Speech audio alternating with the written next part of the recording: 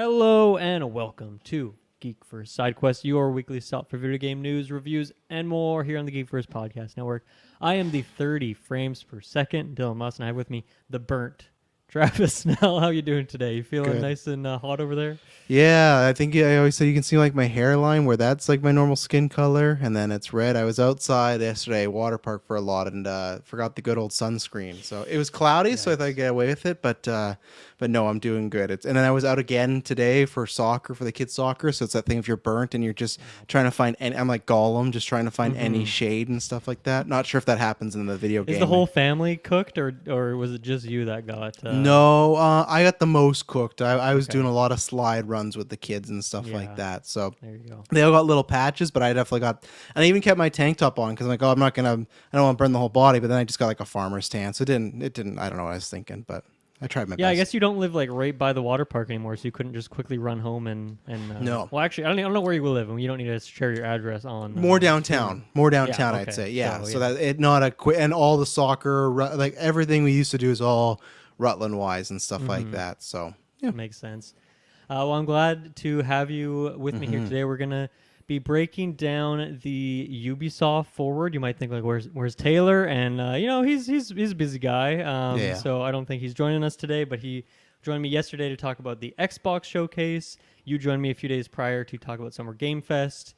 So we've been covering all the summer game stuff, and here we are to talk about Ubisoft. There was also a Capcom thing today, but I think a lot of it was like, here's a little bit more Dragon's Dogma 2, or here's another trailer for this thing that we've seen a lot lately. Or there was a little trailer for Pragmata that I actually thought looked really cool, and I feel like I understand more of what that game is because I've not understood what it is to this point. But we won't really cover much of that. But just a couple other shout outs. Make sure to join the Discord. It's a good place to hang out, and we're always talking about these showcases when they're live. Join the Patreon to get episodes early and ad free, and you can, if you are so gracious, you can help us try and hit our goal of 50 patrons by the end of July 31st. You still got a lot of time, but sooner better than later, as if you ask me. You get a lot of episodes once again early and ad free. You get that exclusive feed, and if you do that, help us get that goal, then you will unlock 5 episodes for yourself and for everyone.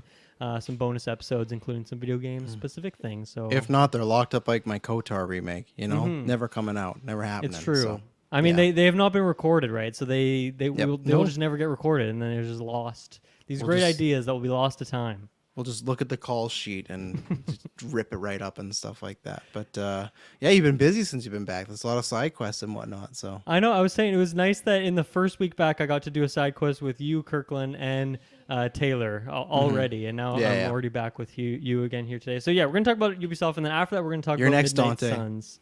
Go. Yeah, Dante, he's gotta get on here soon enough. Yeah. But yeah, we're gonna talk about Midnight Suns towards the end of the episode because it's been about a month now, but the final DLC came out.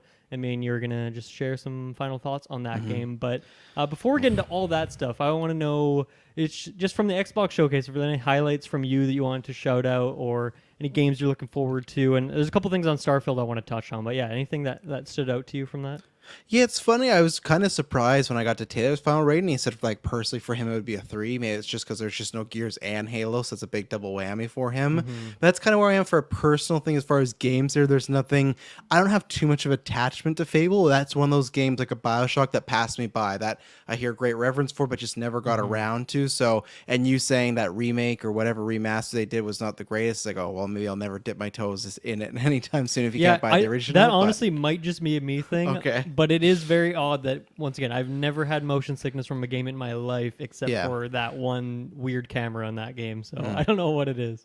But yeah, I think we were talking about this off air. I think they had the best showcase. I still have like a little bit left of it and stuff like that. It is one of these things, and it's what me and Taylor talk about the predictions. I think if this didn't have Starfield, it'd be a different situation because I'm like with you, what you said. I'm kind of a mix of you and Taylor, where it's like there wasn't the big, as I always call it, smoking gun. There wasn't that, oh man, look at this. Like everything we saw was kind of what we wanted, like what we were hoping to see, like a Fable and stuff like that. But even then, it's just it's like that doesn't tell me much. This game could still be 15 years out, you know, like it no just date, no gameplay, yeah. and it's just like a Who cinematic knows? trailer, right? So it's just like, even for myself, like I'm interested because there's so many people that I, you know, in the gaming world like it, and I go, okay, I want to maybe this time be on the bandwagon and see what it's all about. But it's like this trailer, other than the kind of kooky vibe, it's like, all right. But I think it was well paced for the most part. I think there's a couple times, you always got your fours, but I think there's a couple times where things could be like a little shorter. But I think it's kind of and Myers spoilers for today, I think it's kind of the best showcase by default. I think it's just, I'd probably give it like a, I guess maybe like a 4, because I think I gave Summer Games Fest like a 3.75. I give this for a 4 for the show, but I thought it was one of their better ones. But I don't think I was kind of hoping they were going to have a knockout one. That's what I was going to say. Starfield, it's tough because that's why I give it the 4. It's hard to count it with it because it is kind of a separate thing. I am more and more getting excited for that game because I like Bethesda games, but I'm not a Bethesda guy. But I'm very excited for Vance Geen to explore all those 1,000 planets and stuff like that, you know. So I think this is because I said on Trestole, I said listening to you talk about it and then watching. I think now the hype bugs kind of eventually bit me because I liked all that stuff we saw last year, but it was just still so far away. Where now it's like, okay, we're a couple months away now, and I'm starting to get that also worry because all like they keep talking about the size of the game. It's like it's one of those things like Taylor was saying, like, do I have time to live another life in this game? But I'm pretty excited for that. So I think it was a good showcase, definitely one of their better ones, but I still don't think they've had that massive stand up, 5 out of 5 conference yet. And it's kind of weird. We're talking UB today that there is still no Nintendo. I know why there's no Nintendo, but I just feel like there was no conferences this summer that was fantastic, all ranging degrees of okay to good, I think. Yeah. I guess one thing too with the Xbox showcase that I had missed this announcement, but it is a pretty common thing that they're doing now, is they'll have their showcase and then a few days later they'll always have I think they just call it the extended showcase, and they're doing June that 13th, again. right? Yeah, it's tomorrow, I guess. Yeah. So yeah, June 13th. And they mentioned that they are going to be showing more, and like I'm guessing it'll be like a couch situation where they'll sit down with some developers and talk about stuff and go through a gameplay sequence. But they're going to show more Avowed, Towerborn, Hellblade, Elder Scrolls Online, which doesn't really matter, I guess. Flight Simulator, and then weirdly they said games that were not shown at the Direct from like creative partners. So I'm guessing what that means is not first party stuff, but maybe some other indie or just third party things that are maybe Game Pass related, but they felt weren't really good enough to put in the showcase, perhaps. I'm curious to see what that is, and afterwards if it's like, oh yeah, it was actually a good call for them to not put that in there because the showcase had a pretty good runtime. Starfield was like 45 minutes long, but the actual like without the Starfield part, it moved really well. So I wonder if they just like pulled a couple things out and are instead putting them at this couch situation. And that's a great question. Where is replaced? Has it been replaced or is it still existing? I swear, like if that game, like they've showed off before, so that's why I'm worried because they'd be like, oh, we're gonna show you games we haven't seen before. They've done it at other conferences, so I think if they would have showed it there. And I just feel like there was this game, and you always remember, what was the other game before Replace that was a very similar aesthetic that I liked, and they're like, oh, after Replace, like, it's still coming out, don't worry, it was an independent studio. Last night, I think. Maybe last night. Yeah, it's like all the I've definitely broadened my horizons over the years since Geek for started indie games and stuff. But usually with indie games, I'm not getting hyped. It's like finally I have 2 indie games that I've been like really hyped for because this look and the feel. And there's just like it's just last night we've heard like nothing other than being like, oh, it's for sure coming out, and it was a year ago. So it's like okay. And Replaced, if we don't see it on that 13th, 1, not good for my draft because then I think I'm done for the year, and 2, I'm just disappointed because I just want to get my hands on that. That's just like a game I want to live in. I know it might be a short experience, but so that's my personal. That probably could have got me at least a 3.5 because I think I said in the predictions, I really thought we were going to get that yesterday beforehand. I thought it was a surefire thing. I thought the timing, they've still said it's 2023. So I really don't know if it's not tomorrow, which I'm hoping, which again, why wouldn't they show it? They've showed up the other ones. I'm getting, like you said, has replaced. Yeah, I don't know. I feel like there wasn't really anything in the showcase that was smaller or was like sizzle reel type of stuff. Like they're really trying to highlight everything, and I wonder if Replaced at this point, they felt like, okay, we've already shown it off a decent amount. Like it just needs a release date at this point. So yeah, maybe it would be at that, or maybe it would be at another one of these, because there's a lot of minier showcases that are happening and stuff like that too. So hopefully we find out soon enough, because yeah, it is still slated for this year, but who knows if that will actually stick. I'm very excited for the Avowed sequence. I just want to hear more. There's been some articles that have come out already in this last day, just with more information on some of the things shown, and there's been some more stuff about Avowed that doesn't have me worried, but I think it's setting my expectations like kind of close to what Outer Worlds is, rather than it being like, oh, it's Obsidian making an Elder Scrolls scale game. Like, I think it is still smaller, even if it is an open world fantasy thing. So very excited to see that, and I guess next week's Sidequest, if there's any big stuff from that showcase, we'll definitely break it down. Is that one that's confirmed yet? I imagine it'd be for Games Pass, right?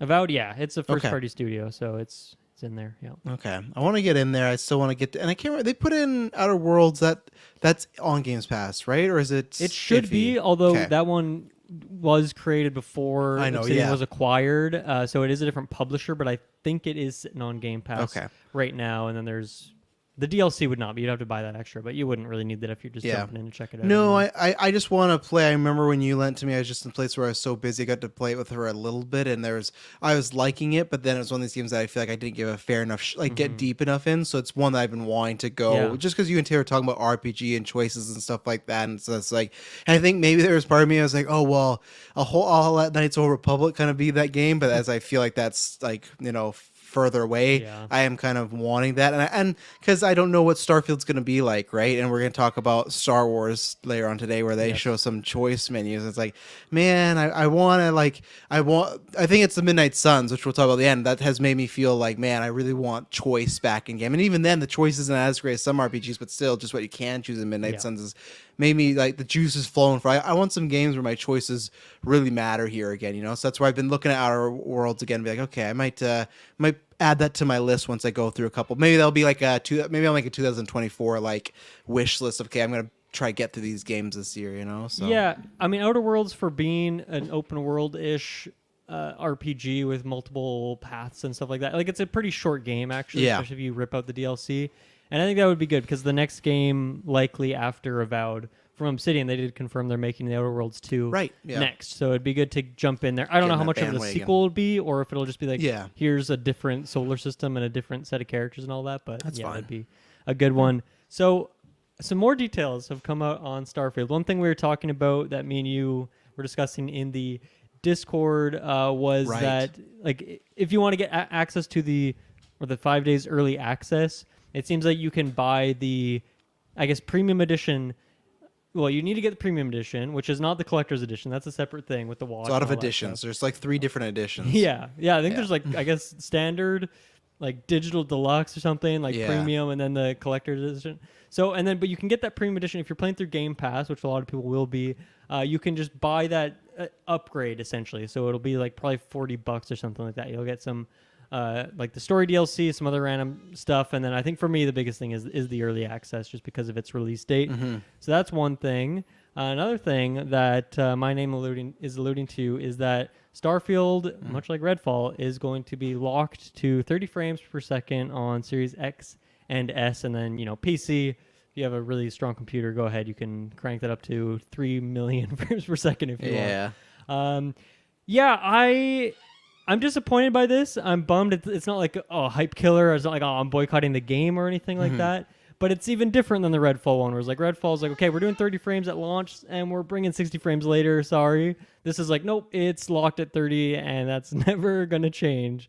And I guess I'm just like, man, why did I buy this Series X? Like, is this not the most powerful console in the world? I like just a few months ago I got a new TV so I could do like 120 frames, and that I'm not saying that I expected Starfield to be that, but if I was out here playing Doom Eternal at 120 frames 4K, and it's like, how is Starfield like a quarter of that frame rate of Doom Eternal, the game that came out like all these years ago? I get it, it's like still not that old though, like 2020 or something like that. So I'm disappointed by this. I wish they had more of the PlayStation approach, which I think PlayStation seems to be doing pretty good about that, where most of their first-party games launch with either performance mode or quality mode. You can choose if you want the graphics or the frame rate, and that seems like I love to have that choice, and most of the time I will pick frame rate. But Xbox doesn't really seem to be doing that, and both this and Redfall are from the Bethesda regime, so there's still that time of acquisition and things getting up to date. But I really hope that's not a trend going forward, that Xbox is just like, oh yeah, 30 frames is acceptable, we're going to go with that. Instead, like, really give us the choice to lower the graphical quality and get that higher frame rate. So you're not a big frame snob like me, and I think I'm less frame snobby than I used to be, but I don't know. Does this do anything for you? Does it hurt the hype at all? No, it didn't hurt the hype. I was just more on a kind of grand scale. No, I wasn't surprised they put this out because I think they were smart to do that because Redfall, they put it out like really close. Wasn't it like a week before or something like that? So like 3 weeks, I think, yeah. Yeah, so from a business standpoint, there's two things of I knew, okay, this is going to rock a lot of people because I remember they asked Phil about this, on the Kind of Funny podcast. Like, oh yeah, we're going to address it soon. But like, it almost felt like still more of a positive, like we'll be address it soon. We're really excited, but then like it's just 30. But at the same time, I think this is smarter for them in the long run to get ahead it quicker.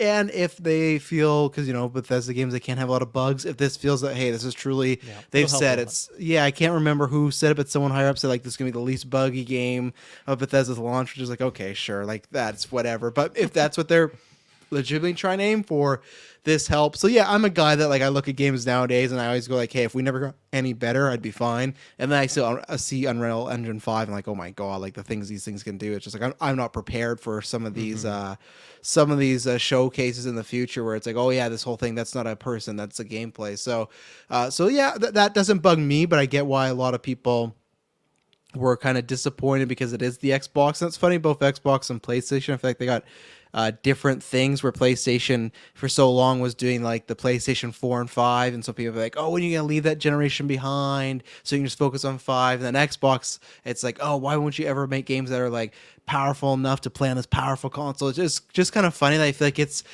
is definitely the generation that has held on to the last generation the most, I feel, as far as just like the slowness of just maybe first party IPs, the slowness of exclusive, the slowness of like you said, PlayStation does do, but on the Xbox side. So it doesn't bug me too much. It's just more interesting. And then the pass thing, I'm like you, where I'm leaning more towards it because, as you said before, it's already, you're kind of getting a free game. Yeah, I pay my $20 a month, but I'd be paying that anyways to get other games or play online, right? So that's not, I don't really count that. So at the end of the day, the 20, the 40, hey, it's like a $60 game like back in 2010, So for me, it's come down to life, but I think I always like getting games early just because, we're always busy here at the podcast, and I like to have much playtime as possible for the reviews, but also with games now, I don't, for the most part, just streamline them because I just want to enjoy them a bit more nowadays because I feel like there's a lot of games in the past. I always say 2019 Last of Us broke me doing that. I think that hurt my enjoyment for that a little bit. So yeah, I think I might be partaking like you on that one. So it's I do really like that. I didn't know that with Redfall. I really like that you have that option of doing the Games Pass and then paying the extra to update, not just you got to get the physical and stuff. So I think that's just like really good customer care in my opinion. So yeah, definitely. Yeah, I guess my last thought on the frames is I'm just really curious what it comes down to. Like Starfield is not an Xbox One, cross release, so it's not that would be bottlenecking it. But I am very curious how much the Series S bottlenecks things, and I wonder what they feel the optics would be if they were to do 30 frame maximum on a Series S versus X. Not saying it specifically Starfield, just in general for a game. If the tech differences were so slight that was truly a difference that would happen between those two versions, if they would even allow such a thing to happen, or if they would just say, no, it's better to do across the board 30 frames. Obviously, at this showcase, they had a new Series S. Phil Spencer said in an interview today he has no plans on doing any new Series X thing, and I think they really, like, it would make sense in some way that they would want to push the X more because it makes them more. Well, I don't know. Actually, I don't actually know if it makes them more money just because it is a more expensive console. But I don't know if the pieces and parts and all that are more expensive. But they really seem to be pushing that S as much as possible because once again, they just want as many people in the door as possible for the subscription model and all that. But once again, I'm very curious what those differences in tech do in terms of bottlenecking. I know there's the differences of resolution, but I don't know if that would affect something like frame rate in terms of the innards of those consoles. But something to keep an eye out for. Like I'm now, every Xbox title that comes out, I'm very curious what they do in those announcements. And I think this was much better than Redfall. Obviously, saying it here the day after the showcase. Yes, they're trying to maybe bury it a little bit with like, here's 45 minutes of cool footage, but I don't think it got buried. I feel like that was a pretty big topic. People seem to be if you go on the Starfield subreddit, it is the pinned post at the top, 30 frames mega thread. Like, that's just what people are talking about. So obviously that's a big deal for people. And I think at least getting ahead of it by a few months is a good thing. So people can, hey, if they really, really are diehard needs at 60 frames, you have time to upgrade your PC. Maybe that's not the solution you want, but at least they're giving you some time to do that. So the only other thing I wanted to say on Starfield was me and Taylor were talking about Mars. They talked about Mars in the direct, and that's a location you can go to. There's a big city on Mars. So we said, okay, well, can you go to Earth? Can you go to the rest of the solar system? And that's actually in the direct. I just missed it. It was probably like a quick shot or something like that. But they showed like that map, that solar map of our solar system and all the different locations you can go to. And they, simplified it. Like, I think Saturn has like 6 moons instead of the 60 or 70 that it actually has in the real world. But I'm very excited for that we can go to our solar system, experience all these places. And like, Jupiter, I think, has like this crazy like volcanic moon, just like in real life. That's just fun. Like this moon that's always just, it's literally just a moon full of volcanoes. Such a cool place. And I hope that's a location that you can go to in this game. That'd be sweet.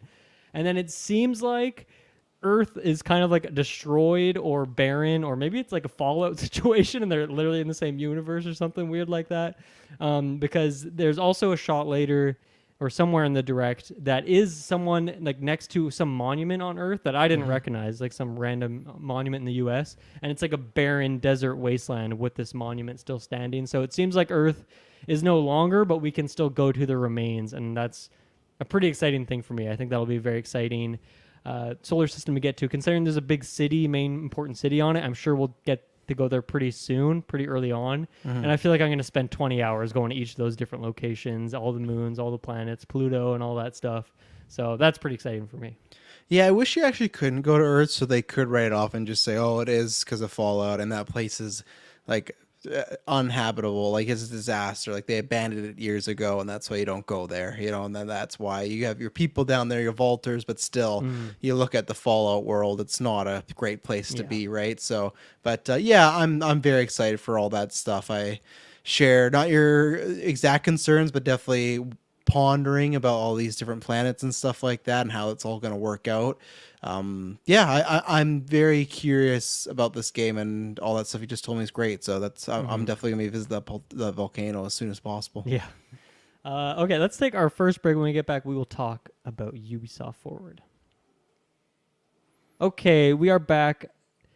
I did not watch the whole showcase. Instead, I read an article that just gave me a recap of the things that were shown, and then I watched trailers for all of the games, and there was like essentially a trailer and then a gameplay section for most things, and so I tried to watch as much of that as possible. But I don't know if I can really give this showcase a rating. It seemed like it was like 2.5 hours long, or maybe 2 hours when you take out the like starting soon screen on the live stream or something like that. Yeah. I feel like Ubisoft really likes to do their really long showcases. They always do, and it's because they do a trailer and then they do a big gameplay sequence. I think they've actually been getting better with their showcases. The one they had in, I want to say back in September, me and Taylor covered. They did like a showcase, and then they did like a Assassin's Creed separate sort of one, almost like the Starfield, but just a bunch of Assassin's Creed stuff. And I actually thought the format was pretty decent, and this seems like I think generally they had a really pretty good things to show. A lot of the surprise was taken away because of things like Prince of Persia and Star Wars showing up at other showcases first. So yeah, I can't really give a rating to the overall show, but I think this seems like, I would say maybe a step up for Ubisoft. Not a huge step up, but like just from those E3 shows that were sometimes torturous to go through when we would do the live streams and stuff. Oh my God. I feel like this is a step up, and maybe a couple steps, but maybe not a whole flight, but a couple steps. Yeah, I did watch the whole show, luckily. Okay.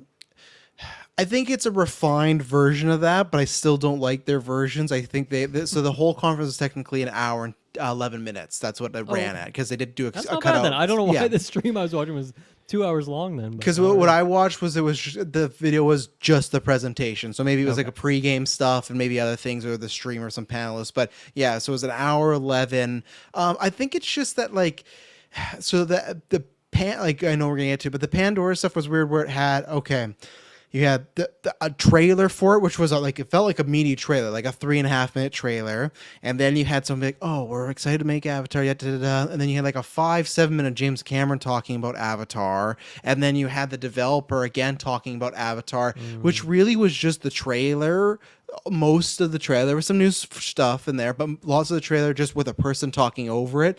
So that's where, for me, as someone that watched it, I'd probably give it like a 3, and then for what I was interested in, like a 2.5, because I think there's even stuff that we'll talk about, even Assassin's Creed, I don't think is it looks much up Taylor's alley, but not for maybe some new people and stuff like that. So I think this was I don't know, maybe I could get it to like a 3.5, maybe somewhere there, but I guess it's just, I think just they sometimes take too long on stuff, and I get it because they're not as fast as other people, so they let the developers talk. But that's why I love what Xbox does of the whole, we're going to do the show, and then a couple days later we're going to do the showcase where people sit down. I always think you should do like a snappy, 45-minute, hour, like this, I guess, was an hour 10. So I'd say like 45-minute version, and then on a sit down one, that's where you give me the James Cameron video time. But I get, right, Avatar 3, Avatar 2, third biggest movie of all time. If you can get James Cameron to say some bullshit about how we want you to experience World Navi like never before, and it's like, all right, I see the graphics here, James. Like, come on, you can't. You're lying through your teeth. James Cameron's all about the fucking, the visuals, the master of 3D and stuff like that. And he's looking at this game, telling me it's like, oh, this Avatar is just stunning. It's like, it still looks like, I don't know, a better straight to DVD or straight to or a movie adaptation game. So I somewhere around the 3. The actual watching it, there's a lot of fluff in there, I think, at times. Okay, we got to talk about that. Did we watch the same thing on Avatar? Because some of those shots that I was seeing is like potentially the best looking game I've ever seen. It looks insane. It looks insanely good. What are you talking about? Best looking game? Dude, some of the level of detail, how much plant life there is, everything's flowing in the wind. But are you talking about cutscenes? I meant more like once you're in that first person and you're moving, that's to me where it looks like, I'm not going to say Xbox 360 or nowhere like that, but it just feels very... I'm trying to think, what is a good game to compare it to as of late? I don't want to say... I feel like it's a nicer, this sounds bad, but some like a very... like a nicer Nintendo game, where some Nintendo games now, like even people had that argument with Breath of the Wild, right? Where there's sometimes it still feels like an older game, but you don't care because of the gameplay, stuff like that. The cutscene stuff, and maybe it was just a bad stream I had. I checked, I was at 1080 and 60. I just feel like some of the cutscene or the gameplay stuff, it doesn't look bad, but it did, to me, it didn't get that emotion of me of, hey, this looks so stunning, I would play it. Just for like when we got Ghost of Tsushima and we were iffy on the controls the first time, I think, but I would just get this game just to look at it. I didn't have that same experience with this, but it sounds like you might have. But I don't think you're still getting it to look at it though. No, I mean, I feel weird about this one, and I'm trying to take out my bias, which is that I don't like Avatar. Yes. I don't care about Avatar. And I mean, just for that reason alone, I would not pick up this game unless maybe I have Ubisoft Play or Plus. What is their streaming service? I think Plus, it's Ubi right? Play. Yeah. Whatever it's called. Or it's EA Play, Ubisoft Plus, I want to say. Yeah, I think you're right, yeah.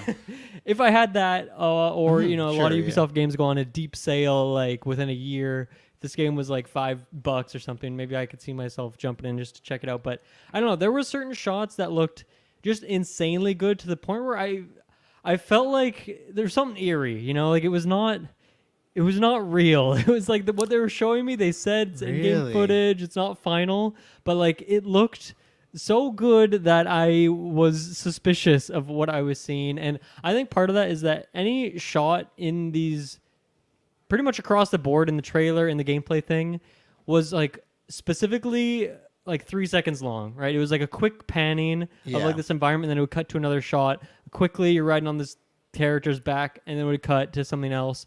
And I don't know, I felt like they were trying to fool me or something like that. There was something about it that felt like, man, is this a quick time event that I'm seeing with like the HUD taken away? Deleted scenes from Avatar 2. Yeah, like what I'm seeing here does not, like, I do not feel like this is representative of what the final game is going to be like. I would love to be proven wrong, and hopefully for all the Avatar fans, because there's many of those in our Discord and in our podcast, hopefully this game is what it's shaping up to be. But I don't believe it yet, and I don't know why that is, and I'm trying not to make that sound like it's my bias. There was something about this footage that it didn't smell right to me. Really? I'm just not seeing it. Like I don't know. Like I'm gonna do a screen share. Pull the YouTube video and just go to the trailer specifically, and Okay, maybe if you're talking about the trailer specifically, because I'm talking about the part where they're like, oh, and here's the animal, our favorite Navi beast and stuff like that. And for me, like this stuff, like you look at the ridge of his like nose there and stuff like that. Like I don't think like this, like I don't know. To It's me, hard. This is a very choppy video that I'm. Yeah, it is, and that's right. And maybe I'm wrong. Maybe you had a better one than me. But like that shot. I mean, look at the lighting of that water. Yeah. Look at the fauna. You know. But then I got also like, look guy. At like the way the characters walk into the the Navi though. Look at the no. Okay, like, I'll give it to you. I think the character models maybe are the exception, but the environments just look like there's so much plant life that I'm like, there's no way there isn't an insane amount of pop-in in the actual game. I just can't believe that. But like the lighting, I think is like fantastic too. Yeah, I'll give you the lighting. I think it's more like maybe character and like these animals, like right there. Like I don't think like. This graphically does not look anything special to me. Like this does not look anything like this. Does not even look like it matches like Horizon 1. Yeah, the trees, but look at the animal. He looks like he's like a Disney Infinity character. I'm being like over braggadocious here, but like, and like yeah, the Navi I don't think looked that great. I think this to me looks like Xbox X era or PS4 era. I'd say like early on to me. And this like I just.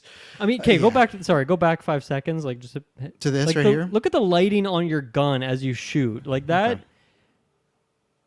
Like that's crazy. Okay, I'll give you that. That looks amazing. No, does it actually look like that in the final game? If it does, like kudos, that looks fantastic. Yeah, but I feel like that's like Call of Duty doesn't even look like that, and that game's all about gun physics and gun. But porn, like essentially, so like taking out Avatar, like would you? Let's say this was just like a Ubisoft The Jungle. Like would any of this interest you? The actual game? It's. I mean I do like just roaming around in a beautiful open world, but I don't do that for 30 hours, 40 hours. I'll just like. If it's something's on Game Pass like that, I'll jump around for 2 hours and like, okay, I had my fix. I got to see this cool place and I had fun moving around. I think one thing I'm definitely missing from this is what really is the game. Is it really supposed to be almost like a VR style game where you're just in this place and it's so photorealistic and that's the joy of the game is walking around and just looking around at this stuff. And they showed like, okay, you're collecting some like resources from this plant. Or you're like maybe salvaging this animal and you're obviously doing some combat and stuff like that. Yeah, like I don't know, but is it just like a checklisty open world game? Like is that what the format of it is? How big is that open world? Like is it truly? Can you just get on one of those whatever the flying creatures are called? Don't try to name it. I don't know. I'm not gonna say. I don't. You tried for a second to reach into my bag and like, oh no. Navi. But like, I don't can you get on one of those and fly to all those islands in real time and drop down and there's a bunch of cool stuff to do there. If so, like. That seems pretty solid for what it is, but I guess I worry that it is going to end up being that just classic Ubisoft formula, and if so, then I guess I'm not really too captivated by what the gameplay is, and it's really hard for me to justify like spending much money on it when I would just jump around for a couple hours and look at this beautiful world. Mm-hmm. Yeah, it's interesting. And what reminded me there is that showcase there we were watching the character of the bazooka or RPG. I still call it bazooka because Goldeneye and stuff like that. It's like the moderator over it was like, and you can even fire the additional rocket. Like, I think for me, I think it's what I'm another person like I'm like Dylan, where I don't dislike it as much, but I'm not a fan of Avatar.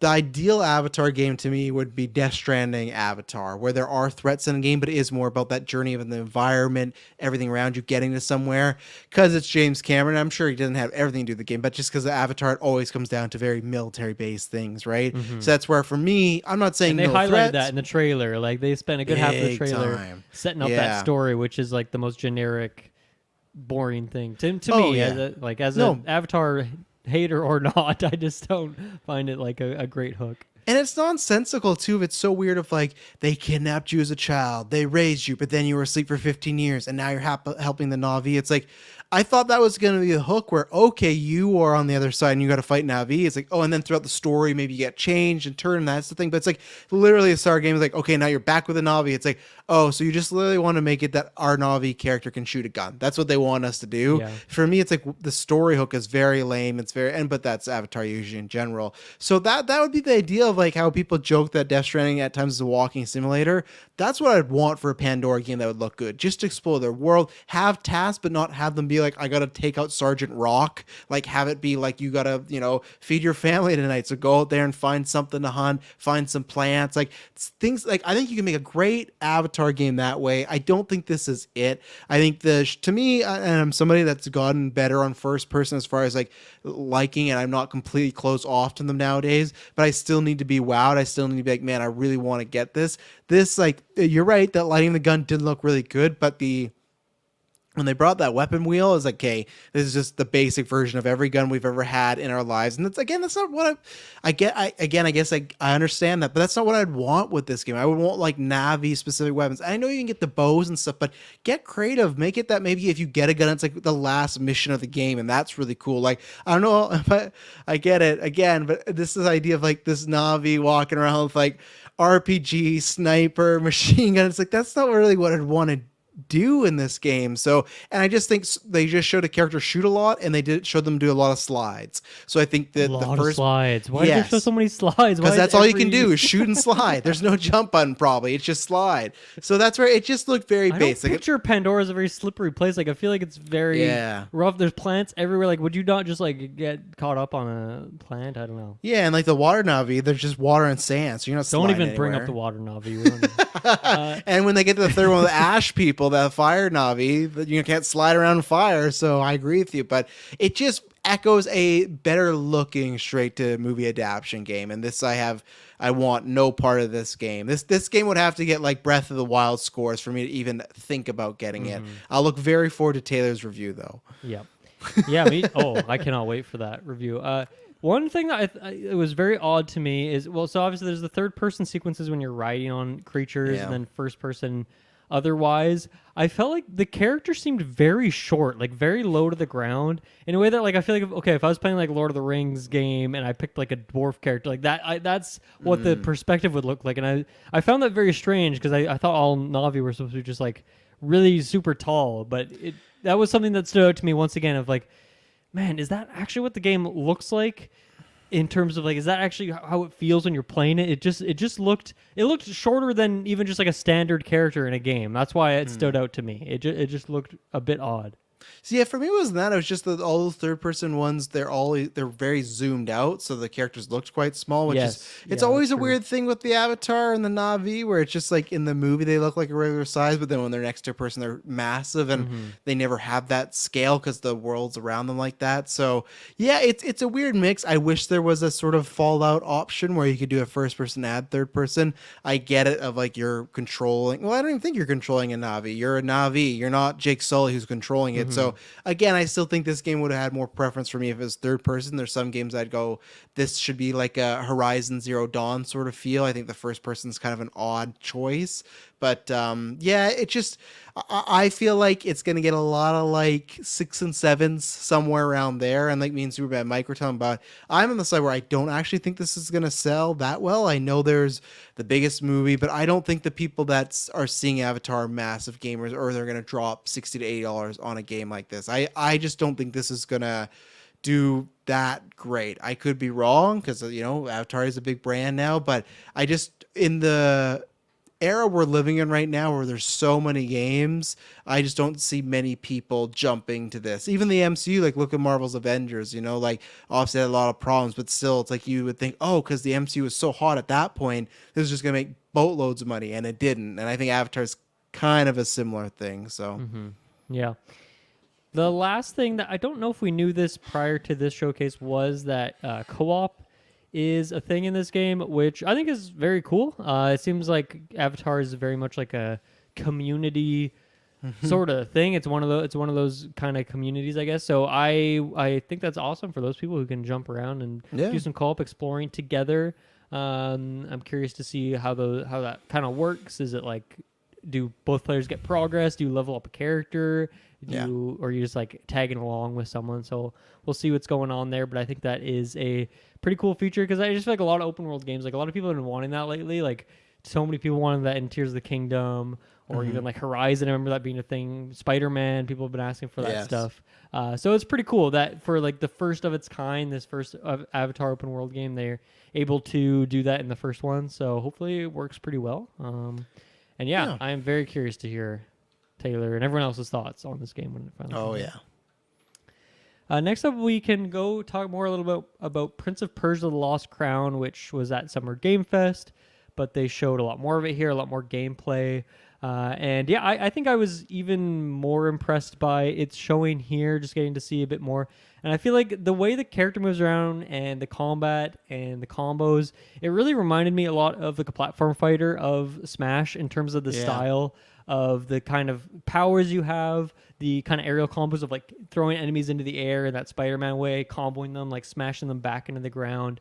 That looked really satisfying. And I guess like almost digging a lot more into the fantasy side of things. I've really only played 2 Prince of Persia games, and you know, there's definitely fantasy. There's like rewinding time, so there's like a fantasy larger than life element to it. But I don't remember there being a lot of like fantasy creatures and monsters. But it seems like this has a ton of it: giant snakes and giant trolls, and obviously magic powers and whatnot. So it seems like they're really going over the top with it. And once again, maybe that is a Prince of Persia known thing, but it seems like kind of a new take for me as a bit of a soft reboot for the series in a way.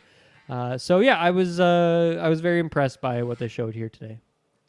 Yeah, I liked it. I don't think I was very impressed like you. I do like the art style. It feels a little bit different, obviously. That it honestly gave me more multiverse feel than Smash, as far as almost just the aesthetic and stuff like that. So it looked, because I'm not even sure if has this even gone around what a price is going to be for this thing. Like, is this like a full price game? Ooh, like, let me see when I find out. Yeah, so I liked it, but it didn't, and maybe that's because all Prince of Persia. We talked about this a couple on Summer Games Fest. That I think it's a nice surprise, good for that franchise to be dipping their toes in it, different type of variation.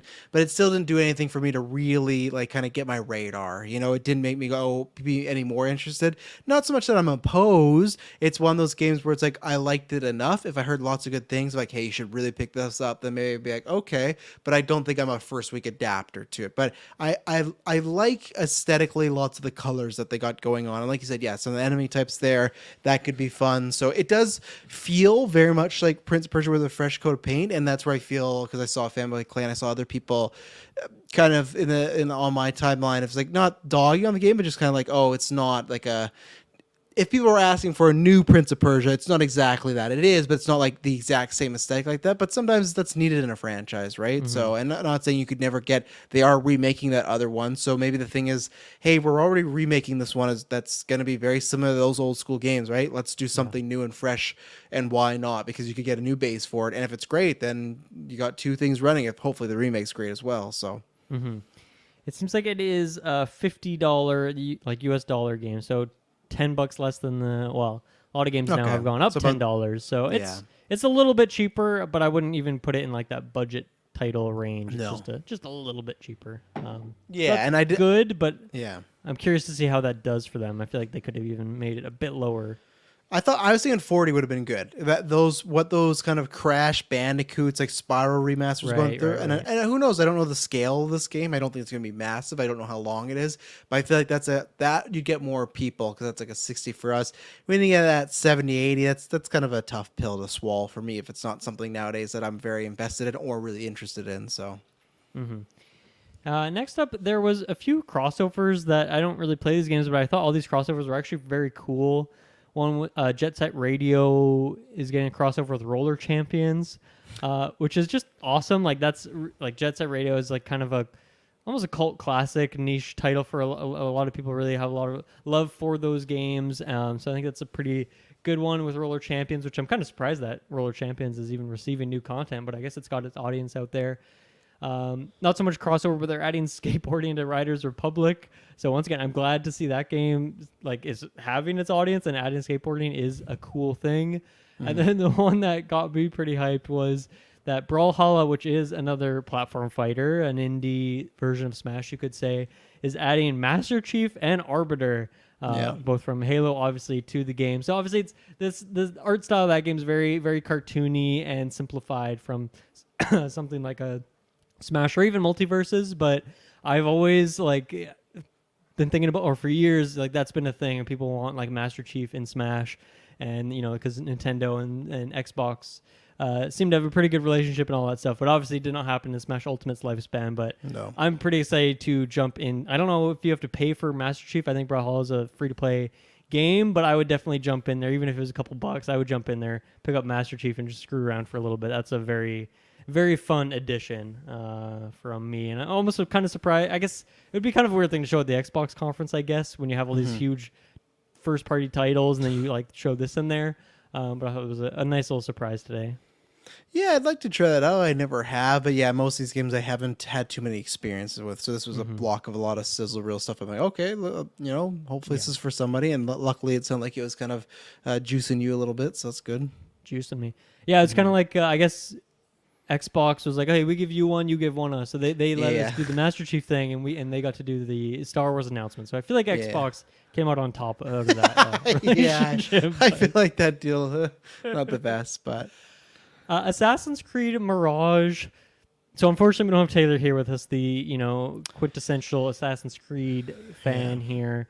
I really don't feel like I have too much to say. Like this, to me, seems like it honestly looks like an HD, current gen remake of like one of the first 2 or 3 Assassin's Creed games. It has that exact same look to it.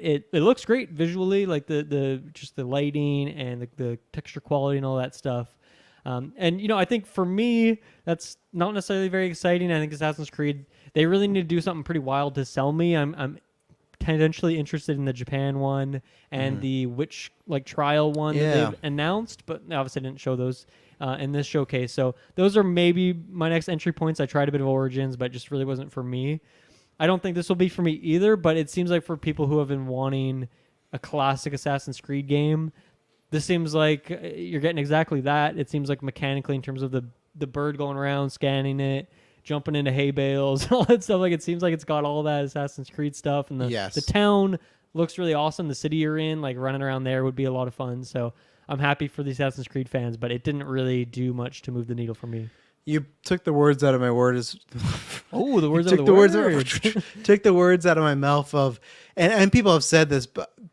People had said this when we'd seen like the reveal of it, but seeing the gameplay, it really felt like a remaster of that first one, or a remake, or just like a sequel that was canceled and now they brought it back and fixed up. Like just even little moves, the hair, and that's where it's just funny stuff where you'll do this big jump in the hay barrel, and all the characters talking about they're looking for you. You jump right out and you walk past 2 people, and like it's just completely fine. It's nothing. So it's like, yeah, you're this great assassin that's hiding from everybody, but it's like, well, you can hide from everybody because no one gives a shit. You're just walking right by him. This is where, for me, some people might be like, well, you haven't played an Assassin's Creed game since the 360 era. Why would you know? For me, there's things in this trailer that didn't look like anything new to the franchise. And the other thing is, I'm somebody that hasn't, but I've always been very close to a few of like, oh, I want to try this out. I want to purchase this. But they always come out in a slot where there's always something, because it's fall. So there's always a time where, like, whether it was Odyssey, there was another one in there was like, okay, I really want to try this out. Didn't get around to it. So that's where it's like, yeah, I haven't played since the 360 era, but there's been times where it has interested me, where I go, okay, this looks different for Assassin's Creed. This looks like something unique, whether it's the setting, whether it's the play style. This just didn't, like I said, it just looks like it's that era. Not graphically, just looks like it's that same type. Like the plot line even felt not similar, but just that idea of, this guy that's off the streets and he's getting pulled in with everybody, but now he's a master assassin. And usually in Assassin's Creed games, there's not like that much time passage. It's just they find you, and then a couple months later, you're just a part of the Creed and you can do everything, and you're the best we've ever seen. Like nothing here. It just felt like they could have played a clip of an old Assassin's Creed, would have done the same for me. And I'm glad they got Red and this Witch Trials one come up, because I feel like right now I'm very interested to see how Mirage does. I feel like they're close to getting back to where they were when we started the podcast of the games every year, which is not happening, but it was just kind of like Assassin's Creed would happen. And unless you were Taylor in that main audience, I remember just us, and we would be watching chats and people's reaction. Assassin's Creed almost became like a a tune-out moment because you knew what you were gonna get. And for the past few years, I feel like you're getting different games that you didn't know what you're gonna get. This feels like you know exactly what you're getting with Mirage. So this is where I feel like this is great for the hardcore people. Maybe this is just something to kind of, you know, give you a little taste while they work on this other stuff, and they're working on that other online one that's supposed to be like a Jade, I think, or yeah, that was the code name at least. Yeah, and it's supposed to be kind of like a not exactly the an MMO, live but servicey one. Yeah, that's the like live a service world one. of Yeah, Assassin's yeah. Creed. Yeah. So this just feels like very much like a holdover of like let's bank on the name. It's always gonna, I feel like, sell to a profit at least because it. Hey, I was thinking about this while I was watching this. It's because we know Taylor, but how many franchises have put out this many games and they're still selling? Reviewed relatively Valhalla well. was huge. It was freaking huge. Yeah, like still selling relatively well, reviewing relatively well. And you look at stuff like a Halo or Gears, like Gears talking about a showcase where there's times where like, oh, they need to take a break because like they had two kind of meh titles come out and stuff like that. So Assassin's Creed, they keep trucking along and they got like 4 games in the works. So, but yeah, this one's not. If I at one point if I'm making my way through this game list, this wouldn't be on it. So. Yikes. Yeah. The last thing I have, I'm guessing this closed the show with Star Wars. Was there anything else other than Star Wars that I skipped that you wanted? There's the crew in there, but I got nothing to say because I don't play racing games, and if I did, it would be Forza, so you got that. I'm trying to think. Like, I'll scroll through, but I don't think there's anything that left. There was some shooter called Defiant, or X Defiant, which I'm not getting into. Yeah, that was so funny to me that during that it was like streamers playing the game. And like towards the end of it, like multiple of the streamers were like, "Man, this game is so good! Oh, I really love this game. This is a very standout title." Like, I'm just saying all this stuff. I'm like, man, this is just you guys just eating your own shit here. I don't like this at all. I hope you got paid really well. And then the only thing I had to bring up is they had a preview for their next anime. I think it's coming to Netflix. Captain Laserhawk, a Blood Dragon, and Adi Shankar was on stage. And you should never let Adi Shankar on stage. He's a very strange individual, and he was making. This is where you're lucky you didn't watch it because it just, you know what, I'm sticking to the 3. I thought 3.5, no, I remembered Adi Shankar was there. He just brought this thing to a screeching halt and he was going for all these jokes.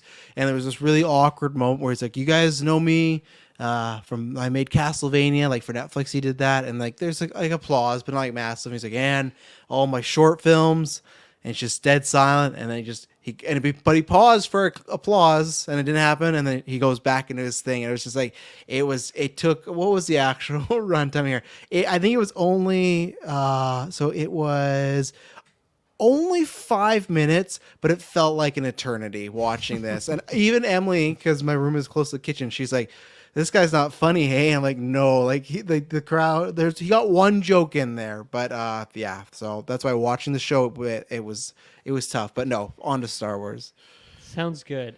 So you were not here yesterday to talk about Star Wars Outlaws with me and Taylor. So now obviously we got a good. I like what they showed here of like some more sizzle really trailer stuff, but then also like here's an extended 5-minute sequence of the game, which I love that kind of thing. Yes, I agree. prefer that to even just like here's a gameplay trailer, but it's like 5-second clip, 5-second clip, 5-second clip. I like that we got a nice long sequence with it. So how are you? I have a lot of questions about this one, but yeah, I guess generally, how are you feeling about it so far? So I'm very happy they didn't just do like they did years ago with Jedi Survivor, give us a poster or a title. I like that. Also, we got gameplay, but we didn't know that the showcase. I like that they gave you the gameplay trailer, told you, hey, you're being a scoundrel, so a la Han Solo character. I like that they know the setting. Yes, I am not a fan of being back in the dark times. I've said this before, where I think it's just a clutch for these writers a crutch where it's just, hey, instead of making an expansive story, let's just set it here because everyone knows the deal, right? They know, okay, the bad guys are in major control and the good guys are down below. But the reverse of that is what I really like in Jedi Survivor and Fallen Order, all that stuff. You have this Jedi bopping around in the air and you're kind of like, hey, this feels like it's... I hate that because it puts things too small into a box, right? And it starts to overflow. It's like, butter over too much bread. It's like that sort of situation. But with this, so far, and maybe it'll happen, I hope not, that I can give the era kind of a pass because I like that it is just you're a criminal scoundrel, maybe on the better side, dealing with criminal stuff. It's not, hopefully, you fight in the Empire. It's not you ever fighting Darth Vader like Cal Kestis does. It's not you with the Force and be like, okay, you're a Jedi, but where were you for all these battles? Where were you for this and that? If it's just some criminal on the side trying to make money or escape from somebody, that helps it a little bit. So it's a little uninspiring, but I get it. They want to show the stormtroopers. They want to show, like, in that trailer, they had Han Solo and the Kryptonite, or the Carbonite, right? They want to do that because it'll get the mainstream people to buy it. So then into the actual gameplay, so far the vibes I'm getting from this, which isn't a bad thing, to me this just screams Hogwarts Legacy, but the Star Wars version, where I feel like it's going to be that type of game where it's going to be like a 7.58, probably higher. I think it's like Hogwarts Legacy, where if you love Hogwarts, I feel like that game is perfect for your Harry Potter, which I do love it. But I mean, like, if you're Uber fan, it feels like you're really in that world.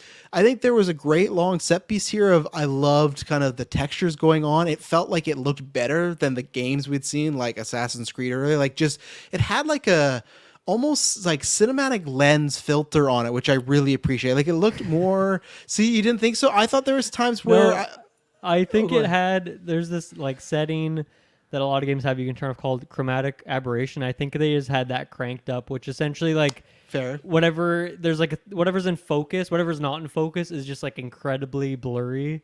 And it generally drives me nuts, and I thought it was like way overtuned in this trailer. And I'm like, if I was to play this game, the first thing I would do is go into the settings, look for chromatic aberration, and turn that shit off right away. Oh yeah, see, and that's where they're versed me, because I liked it because it almost made it feel like it had like a more cinematic, like it was a movie, like a movie, and someone made that, like a lens choice for that. So I liked that. So I don't think it's going to win game of the year. I think the best thing I can aim for is to be like Spider-Man 1 or Hogwarts Legacy. Even Spider-Man 1, maybe it's a down. Maybe that's not as high because Spider-Man 1 was pretty great.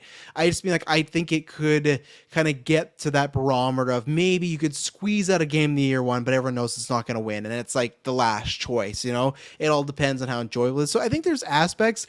The thing that is interesting me the most is the actual fighting and gameplay aesthetics, because there didn't look like there was much variety there in this. It just looked like there's a lot of shooting. You could zoom in and a grenade. Now, it is early on, but for me, it's like, okay, maybe this is almost like we were talking about with Avatar, or maybe it is more about the adventure than it is the fighting, which I'm fine with, but it did look like from that aspect, and because a Ubisoft game, I feel like they tend to be more fighty, didn't really deliver there. So I'm a more positive mixed bag on it, but I feel like if it, for me, can hit Hogwarts Legacy, which was a fun experience that made me feel like I was in Hogwarts, if they do that with Star Wars, that's great. They showed a versatility of the land, the speed chase, the ship. Even the ship reminded me of the Broom, where it's like, hey, it looks very basic. Like, you can ride and fly a ship, but it doesn't look like it's going to be that advanced. So I feel like you're going to get a little taste of everything in Star Wars. And I like to switch it from not being a Jedi. We got that. Mm-hmm. We got a bunch of games like that. So I'm definitely going to get it. I'm a Star Wars fan, but I'm more higher mixed positive, like I said. Yeah, I think for me right now, I'm curious to see the differences from this showcase to when it actually comes out, because there was obviously that weird fuzziness that I wasn't a fan of, but I also thought like the hair physics for the main character were like really bad, and then I noticed a ton of pop-in in the trailer, which is like normally these E3 type shows will hide that shit all day long, and like you cannot see those kind of details in there because they're gonna like fudge it in some way. So to some extent I appreciate the honesty, but at the same time I hope that some of that stuff gets fixed, particularly the hair physics. I'm sure I can turn that setting off with the chromatic, but hopefully those hair physics are a little bit better, because it was really distracting to me in this trailer. But overall, I really like the tone. I like the color palette. I like the setting and the kind of character you're playing. I love the little alien companion you have who can like fetch weapons for you. Oh, that alien. Yeah, that guy. Yeah, okay. That little guy. As far as the combat goes, it does seem kind of basic so far. I'm sure, that'll get more amped up as you get more stuff unlocked and you're deeper on the skill tree and whatnot. I think mainly the thing, though, that stood out to me was, like, whoever they had behind the sticks for this trailer was, like, really bad at the game. Like, their aim was atrocious. And, like, they were just shooting all over the place. And I don't know if they were trying to make it seem chaotic, but it's always a funny choice when that happens very rarely, but sometimes it does when you have a gameplay demo thing and the person who's playing is just not very good at the game, and it like makes the game look a bit worse than it actually is. Yes. So I'm curious to see how that goes. I don't really know where I'm at with this game in terms of if it's a buy for me or not. I'm pretty low excitement on Star Wars right now, but this is truly like the thing that would get me back in, or maybe I guess Star Wars Eclipse. I'm kind of interested in too, though we haven't really seen much of that in a long time. So, and I guess KOTOR remake, like that seems like something I got to do once again if that exists. But this seems great and seems like something I could be interested in. I really do like the setting. I like the character. Me and Taylor were talking about that like yesterday with the trailer. Like, is this character who they're just showing for the trailer, and then you make an avatar? But it seems like no, this is a very specific character. K-Vess. Yeah, exactly. So I like that. I think it's a good choice. Yeah. I guess my biggest question coming out of this is an open world game. What does that mean, Travis? What does that mean in terms of like, do you have multiple planets that you can explore? Is it like you go to this planet and then there's like one open worldy area and then there's like mountains or something so you can't go too far away, and then there's just a few of those on different planets, and then there's like some things in space? Like I'm really curious what the open worldness of this thing is, because they did show it like somewhat of your ship going in real time into space, but to me that really did look like a cutscene and not something the player was fully doing. So that's my biggest question mark right now. Yeah, I feel it's funny because I was going to go there too, because I was going to bring up, is this going to be a game that's just classic Ubisoft, just riddled with icons and stuff like that? Like, I kind of hope not, but it looks like we're at least dealing with 3 different planets, because of course they show Tatooine. There's whatever this planet for the most gameplay was on, and then there's Kijimi, that's from episode 9. So there's 3 different ones. So I feel like it's going to be similar. Obviously, you haven't played the Jedi Survivor, but it was much like Jedi Fallen Order, where you had your multiple planets and then you could go explore. The Survivor, obviously they had that, but the planets were much bigger this time for the most part, so you had a bit more exploring. I feel like, one, they're lying about the open world thing. I would even consider Fallen Order open world, but fucking KOTOR, you could go to 4 planets, and those planets are massive and stuff like that. So this is not the first open world game. I don't even care what they want to try and feed us and stuff like that. I feel like it's going to be similar to that, where you'll have, where Starfield's doing all these planets. I feel like they might do a focus on 3 to 4, and then you go and explore those, and you have a open world on that sort of deal. I don't think it's going to be, I don't think it's story driven in the sense of like you got to go place to place, because even Jedi Survivor, you could go place to place, but at any point you could leave and go back to a planet, right? Like, I don't think you're going to be locked somewhere unless you're in a mission, but I feel like I haven't played an Assassin's Creed in a while, but I feel like it'll be like that with multiples. But I don't think it's going to be massive planets. I don't know. I don't know what to expect from this game, really. They are stressing the open world thing a lot, but that's just like what Ubisoft does. Like, at least that's a lot of the things they do, right? So that's what I'm expecting. 3 to 4 planets with a exploration thing to it. But again, I almost don't know how much I want that. I really don't want that actually with Ubisoft, because I know they do that. I would love it if this was much more like an Uncharted sort of sense, where you were going place to place. I do like the format of Jedi Fallen Order and Survivor. There's a little exploration, but really it's about the mission. But who knows, because you're in the crime syndicate, right? So, and they even showed this cutscene, which again is what reminded me of Hogwarts Legacy, where you could they're talking to some Empire officer and it was like, take the money or take the bribe or something. And it's like, I feel like these choices aren't going to really matter. The same way in Hogwarts Legacy, they never matter. I could tell someone I'm going to kill them. I'd be like, oh, I'll see you in class tomorrow. Like, it does. So I think they should just cut that out. So I really don't know. I think, again, I hate to say this, I think it's going to be a mixed bag of open world stuff we've seen before. And you'll get like 5 objectives everywhere. Like, I think you'll get a lot of those. Here's your robot station. Here's your poker station. Here's this, or, whatever they play in Star Wars, some sort of card game. Sabacc. Yeah. Which, I think for this game, if that stuff's all good enough, having that Star Wars coat of paint for a lot of people is going to make it a very special game. And I'm excited for those people. And I think I'll need a little bit more for it to like rise up my list, I guess. And I'm not even certain if I'm going to pick it up yet. But what do you need though? Like, what do you like? Let's say, because it said 2024, very blanket. I'm gonna just pretend that it's fall. Like, what would you want from the next time you get a showcase to be like, what could sell you to jump you into this game? That's a good question. I don't know if it would be seeing more of like an in-depth like combat system, or maybe some more like customization in terms of like building out your ship or building out Yeah. your house or something like that, which, you know, I'm kind of getting like a lot of that from Starfield. So I don't know know, that's if I'll the need issue, to right? jump Yeah. into this, but yeah, I don't know. I think it'll be, I'd say, I guess it'd be pretty hard for me to want to pick this up at launch unless it's Yeah. just like drops in the middle of like the, you know, a total dead zone when there's nothing coming out for a month or two, like before or after, and I'm have nothing else to do. So yeah, I don't know. I think it's definitely an uphill battle for me personally. I feel like I need to get to Survivor first, and I really don't even know when I'll get to that. So Yeah. yeah. Yeah. Well, there you go. Okay, let's move along then. That was the Ubisoft Forward. Let's take our next break, and then we're gonna get back and we're gonna talk about some Midnight Suns. Okay, we are back. So, as I said at the top of the show, Midnight Suns had its fourth and very likely final DLC dropped about a month ago. But I was away for a few weeks, but now I'm back. I've played through it. Travis has, I think, played through the whole thing. Yeah. Oh, yeah. Of course. Yeah. And so we're going to just talk about the DLC, and then we're going to do a collective ranking. Now that all the characters are out, the game is finalized and finished, we're going to do our ranking of our favorite characters. So I'm excited to do that as well. But yeah, I guess so. This final DLC focused on Storm. I love the game. We both love the game. The gameplay loop is so good that I don't like. It doesn't even really matter what the new content is. Like, just that gameplay loop is so good, and the characters that like across the board, except for one who we both put in our last place on our ranking to spoil that. Like with everyone else, 16 characters, all really, really well done, really great in terms of the design, being interesting and unique and different and all that stuff.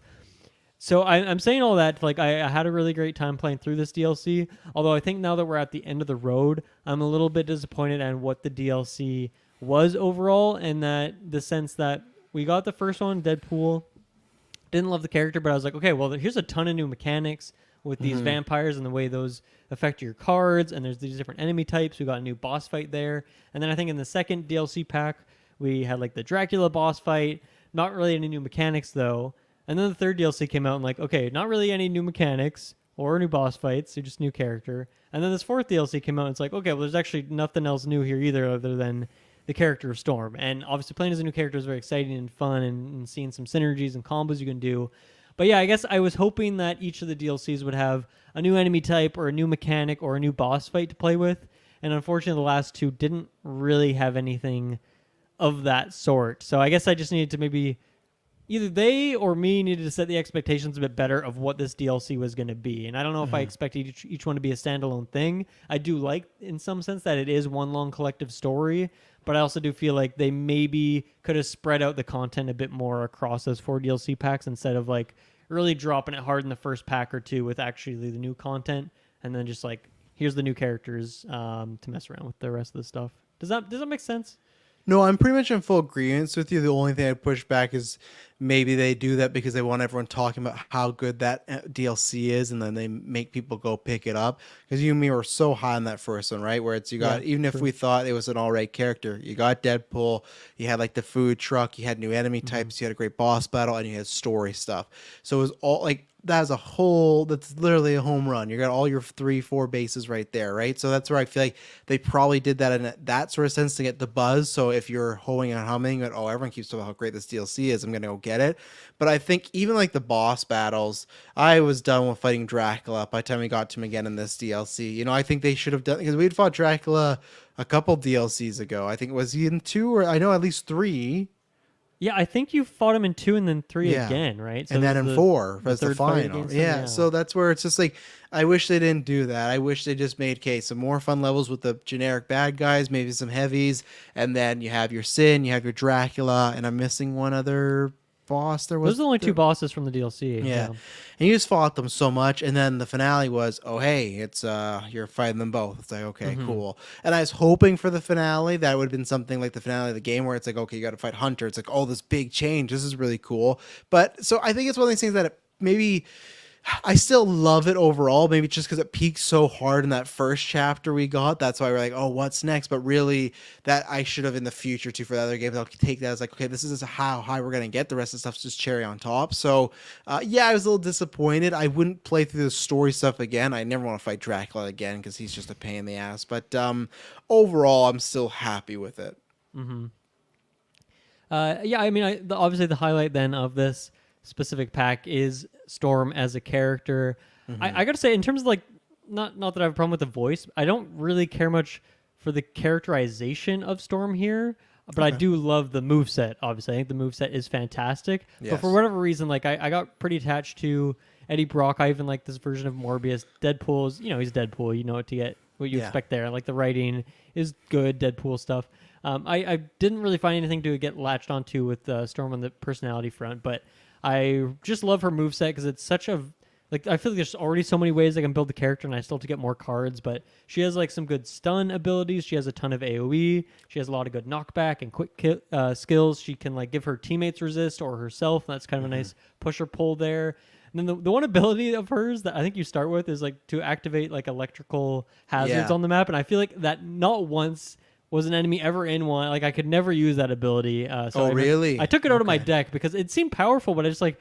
Enemies were never getting there, and I know you can rearrange people, but it just never really made sense to use it. And then I guess her new mechanic is the next turn mechanic. So if you don't use the card in your hand this turn, next turn it will get powered up in some way. Maybe it'll cost a bit more, but it'll have more damage, or it'll just have some whole new effect on it. Or with that resist one, once again, I really like that. It's like you can give your resist to your teammates immediately, or if you keep it in your hand, it'll give storm resist, and I really like that push and pull there. So yeah, I think they just nailed it on mechanics front, and was like a really great finale to get her as the last character. Yeah, and then the other cards I really like is when you would activate the next turn the same turn, and that's where it's big. Yes, oh that's man, cool. That's very deadly. Yeah, it's funny, that stun one I used a lot. I did a lot of a good thing to pair with her I liked was Hunter, because I have him. I don't know if you have the card, but it's like a whip knockback. Right. So it's like, so between lots of times I would do, if there's some bigger enemies, if I got one, like just knock, like what is it technically called, like when you run in like a tackle kind of and It's stuff like a like knockback, that. I guess. Yeah, knockback. You could do that, and then if you discard a card, get another one, do that. And if I had Hunter throw him in, I'd sometimes have like 3 guys in there, and I would just take them out for a turn and stuff like that. So I was using that one quite a bit. Yeah, I won't spoil where she is, but she's high, and I think she could get even higher. I think I will be taking a break from the game, even though as we're talking about this now, I'm like, I maybe should play a little bit more, because immediately I was like, man, I just want to go do some general missions, right? And play more. Like I need to play other stuff, but man, I just love this game. But it's gonna be that game that this was I was saying to Dylan that I'm very excited to replay it at some point, because at one point in my life I will do a new game plus. I want to play it all over. And the good thing is, you lose some stuff, you save some stuff, but you get to keep all the characters. And I want to jump in on that because so the Storm DLC came out like May, whatever, like 12th or something like that. I got home from my trip like just over a week ago, downloaded the update, started playing, and then a couple days later there was another update, and it was like 17 gigs, and I was like, wait, what? I thought I already started the DLC. Why is there this update? Like this DLC came out a month ago, and it's because they completely revamped New Game Plus. So now New Game Plus brings everything, all your cards, all your currencies, everything. You get everything brought over. So yeah, they essentially, I don't know if they were always planning to do it or if they saw just people online after the game came out being kind of unimpressed with the New Game Plus. But yeah, they made it perfect as far as I can tell. Which is like funny because like I liked the New Game Plus, so it brought over. I was like, oh, this seems like you still got to earn some stuff. I understand why in the first mission with the weaker enemies, you're not going to have like your final that you unlock. And I guess you'd want to put them on like you'd put up the ultimate 3 difficulty or something. That would be the way to. Yeah, that's what I would do. Is just play and that's what I have been doing. But that's awesome. That's also to me a sign of like, oh man, not many people are buying this game, so we can just break and say, yeah, let's just give the fans what they want. But that's even better. So I'm excited to play with her even more so in the future. This is obviously a game that I will just once in a while I'll have a crave and be like, I'm gonna boot up and play for a little bit. But yeah, I feel like she was the one you and I were most looking forward to, and it delivered. I feel like that sucks in DLC where there's like all the other ones like Morbius, Venom, Deadpool. I was all happy with those. I was always bummed there was no Moon Knight as well. But like Storm was one like, okay, her characterization I think I like enough. I feel like I'm the reverse where I know you like Eddie and I don't really, where this is one where I like her connection with magic, and I like when I pair her with different X-Men, and I like all the kind of dates or hangouts we've had together so far and everything. So yeah, I enjoy that. I enjoy her costume types, where you have this Midnight Suns one. I haven't unlocked the Midnight Suns official one, but you have like her default one. You have a very comic booky one where it's like the red X's and it starts with the white suit where it looks like the animates is like cool, and you have the 90s storm punk. So Yes, I think they nailed it with all the DLC, honestly, with their costumes. Deadpool's like fine, but like the other three, I think they nailed. Storm specifically, not only that she have a variation of those three, just the color schemes are really good too, but her powers, I feel like she's kind of like a little bit of everything, and that's what, like, she's kind of dangerous that way, where you got someone like a Wanda that has like a lot of projectiles, a lot of area effects, but Storm will have knockbacks or stuns and stuff. Like, she just kind of has everything, other than, I'd say, like healing, of course, right? Like magic stuff, but she as long as resist though, right? Like, yeah, exactly, right? Yeah, still and as mitigate long as damage in some way. well, yeah, and as long as you pair her with a good power card or a character that does heal, like a Wolverine or like a Doctor Strange or like a Cap. If Doctor Strange just like kind of, you can just, what is it? Stack a lot of cards against one another. He doesn't have a heal, but it's or Hunter, because Hunter is a good go-to. She was fantastic. She's somebody that I played with her, beat the DLC, and then I was like, because I knew we were gonna do like a sunsetting of this. I was like, okay, I'm gonna start playing again with everybody just to get one more taste of them. But I found myself. I kept putting Storm in that mission, and I don't know if it was luck or the way I played. I just always found she was never taking too much damage. I don't know, and not like, I don't know why. Maybe I just kill it. Maybe it was a subconscious thing, but I just felt like so many times I'll play two missions, like, okay, someone got injured, I got bench him for a while, but I feel like she was just botting groups of people and stuff. So yeah, I'm a massive fan. I cannot wait to one day replay the game with her at the very start. So yeah, she was great addition and a great way to kind of end it, because I was looking at their Twitter. They've only tweeted like 3 times and stuff like that. I'm always hoping for some I know it's not coming out, but just something where like a shining light where guess what, but I know this game is this is it for it. So yeah, my last point on Storm specifically is just like her animations are fantastic too, which some characters they maybe drop the ball there, but yeah, we're not getting any more. Like, the game did not sell well. It's still just like eternally on sale. They're trying to get as many sales. We talked about how the creative director and the studio director left, and I also saw a couple weeks ago that there were layoffs at the studio. So like this is a diamond in the rough. This is a one in a lifetime kind of game for us. And I'm sure another Marvel Tactics game will get made again in like 20 years or something. They'll try it again at some point. And I don't know, I'd be shocked if it's as good as this game, because this game truly is amazing. And like, now that I've played all this DLC, and I've probably spent like 80 hours with this game or something over the months, like, I feel like this is one of my favorite games of all time. Like, I feel like it's going to climb up there. It's so good. What did you feel about the kind of the way this story closed out? It's classic. It's some Storm X-Men stuff. So we go down to the sewers, and the Morlocks are down there, and I guess, what's her name? Dahlia. I was kind of surprised. She like went. She goes to the Abbey, and then she has like an icon and everything. I'm like, is she becoming like a playable character? Like, what's going on with Dahlia here? I don't think any of it's really amazing or anything, but it's good enough background noise to get you some cool cutscenes and then like into the fray. Yeah, I think that's where, again, the first chapter where, okay, Deadpool maybe wasn't the greatest character, but maybe that's where it peaked as far as he had a lot of fun with the story, and those cutscenes were a good time. I don't. Overall, I think it's just because the repetition of characters and reveals were always, it was either Sin or Dracula. Near the end, I didn't really care, which sucks because the story of the main game I did care, whether it was the hangouts or just what was going to happen. By the DLC, I was there for the missions, which is fine because the gameplay is still so great, but I didn't really give much damn and stuff like that. And I guess it's too because I was hoping, I think if there was another boss that would have helped. It does suck now. We got that Doom tease. We can officially say that's going nowhere. I was always holding out hope that, especially in the DLC when they were teasing, like, okay, this could really give a good finale. I don't even care if it's just he wants to become a vampire. If Doom just pops up here, this is going to be great. But yeah, I think it was like for story or cutscenes, like passable. That's why I'd say it's just passable. Not strong though. Yeah, I think I'm a little bit different from you though. That I actually did really enjoy the final mission, because you do like the Storm DLC, and then it's like one more final mission, defeat Dracula, and you go. Yeah. So this is slight spoiler. It's all the DLC characters. That's fun. Yeah, exactly. Like, yeah. So yeah, spoiler here for anyone who hasn't played it yet. And I know this is a lot of content to get to here. there's a reason we put this in the Ubisoft Forward. I don't think even the audience for listening to this stuff is there that much. More like this is just me and you and our guilty pleasure talking about this thing at this point in time. We did remember one guy on Twitter. He was like, "Thank you."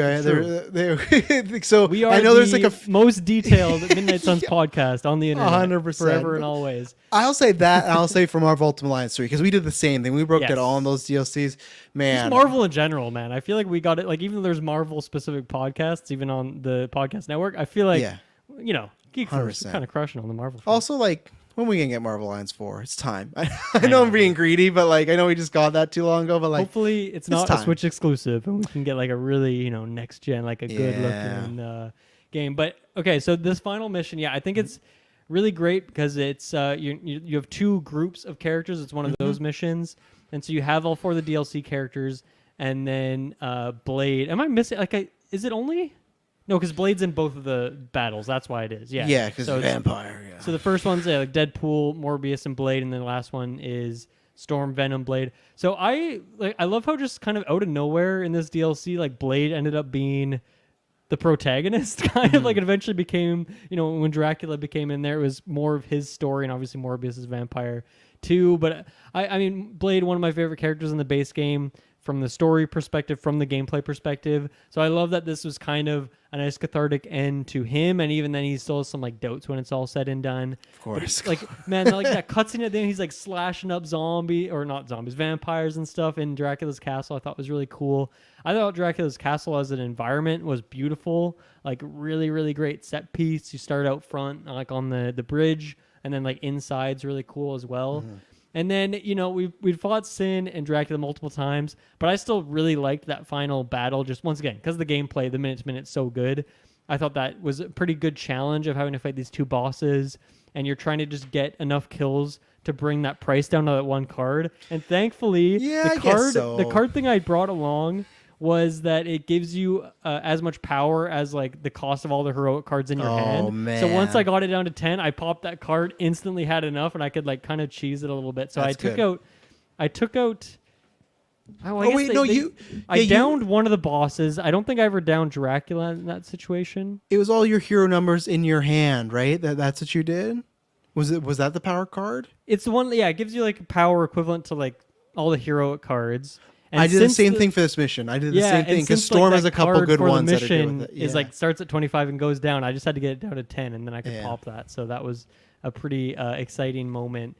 And so I did really enjoy, like, just mechanically enjoyed that final fight. Taking out Dracula was a very difficult fight. I kind of throughout the DLC, I bumped the difficulty up and down just because sometimes I wanted to get through it. And for this, I was like, okay, this is the final battle and probably the final time I'll play this game for like a good few months or years or something. So I like bumped it all the way up to the highest difficulty I had unlocked, or maybe the second highest, but either way, ultimate something or other. So it was a really hard fight. I definitely had to make a bunch of save points and reload at different points because it was hard. But I felt really satisfied when I finally overcame this, what felt just like impossible accomplishment.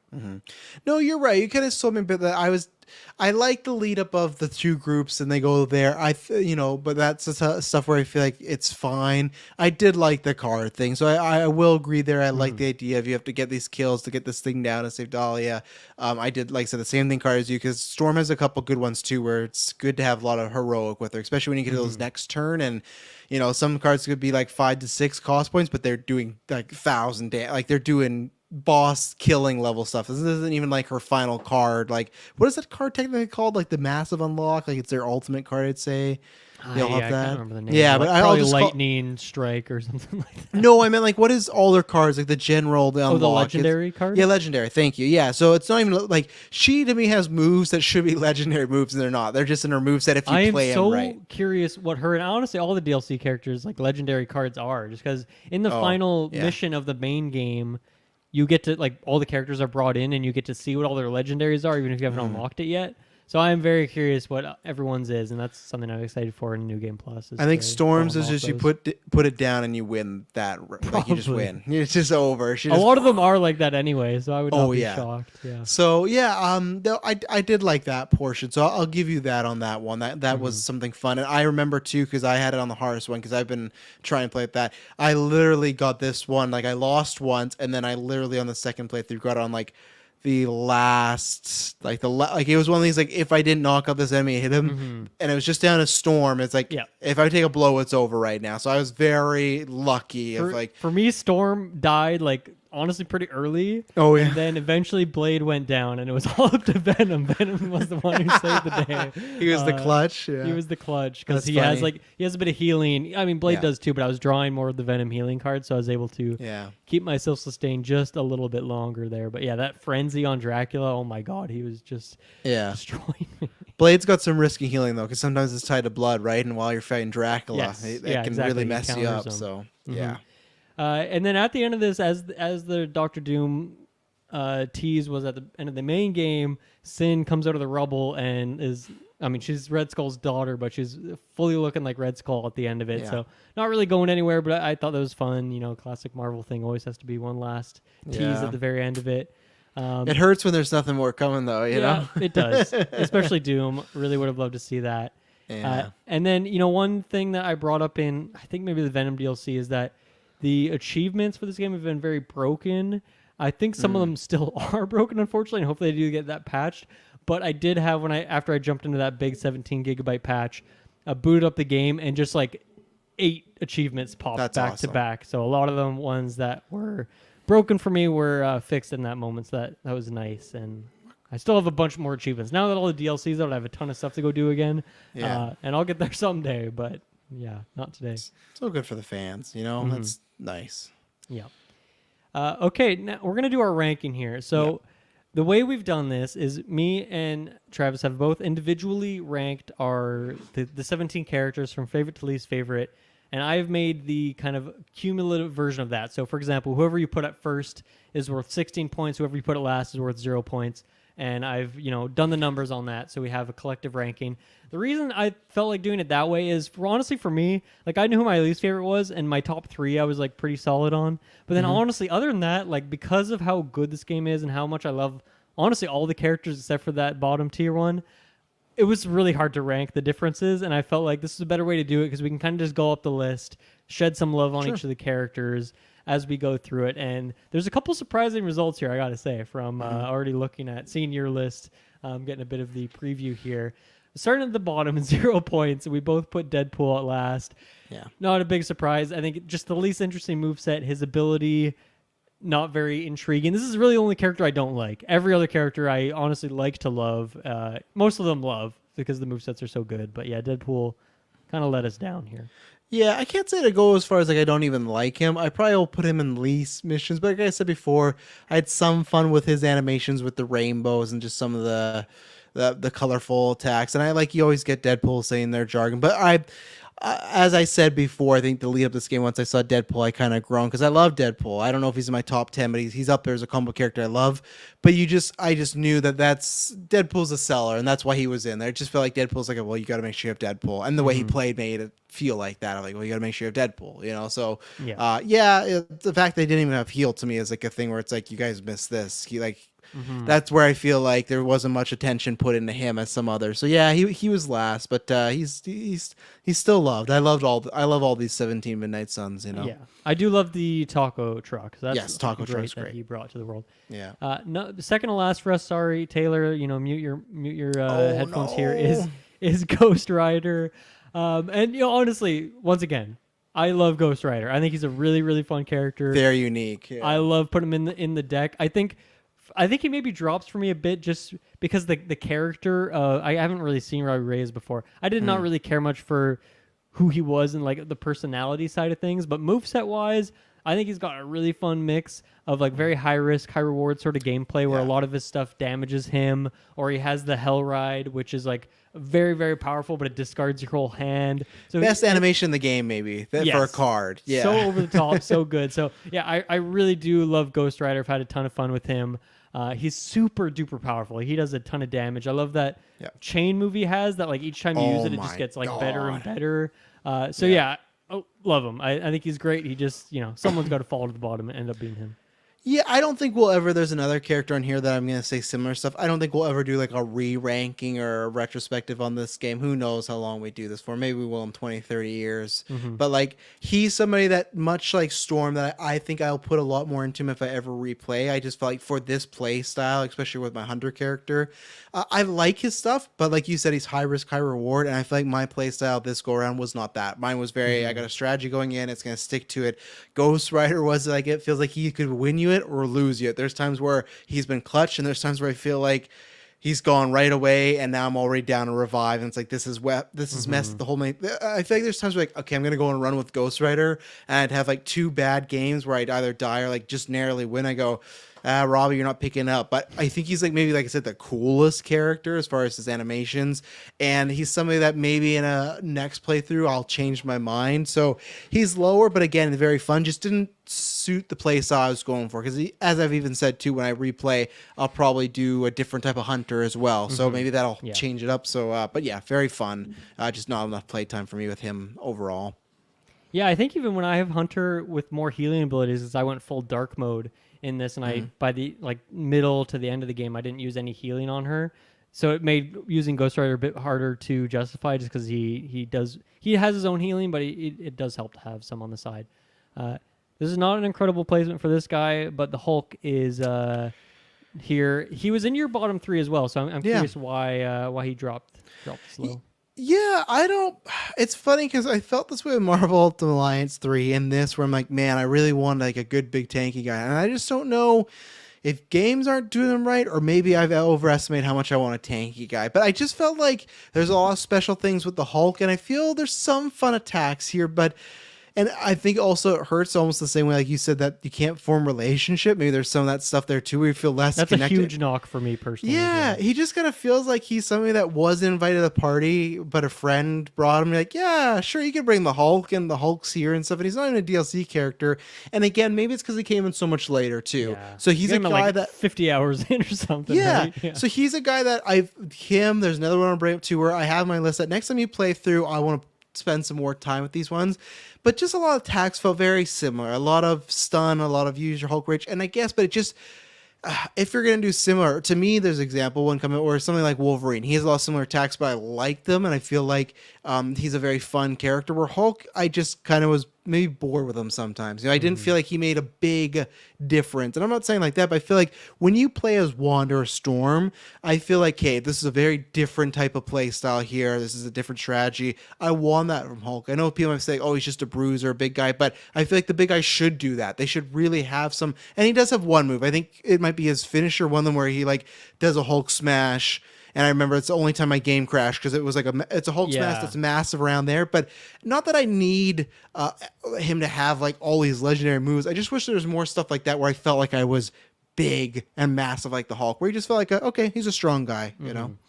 Yeah, no, I love his legendary because he doesn't have the friendship meter. You're just given the legendary by default, I think, or I forget how. I think you just get it right. I think you can just go get it. It's so satisfying. Forceful knockback. Every single enemy on the whole map, like immediately, no matter where you jump, like that's fantastic. So I like his rage mechanic. I think it's kind of hard to use the most optimally. And I think I like that it has a bit of a skill cap to it.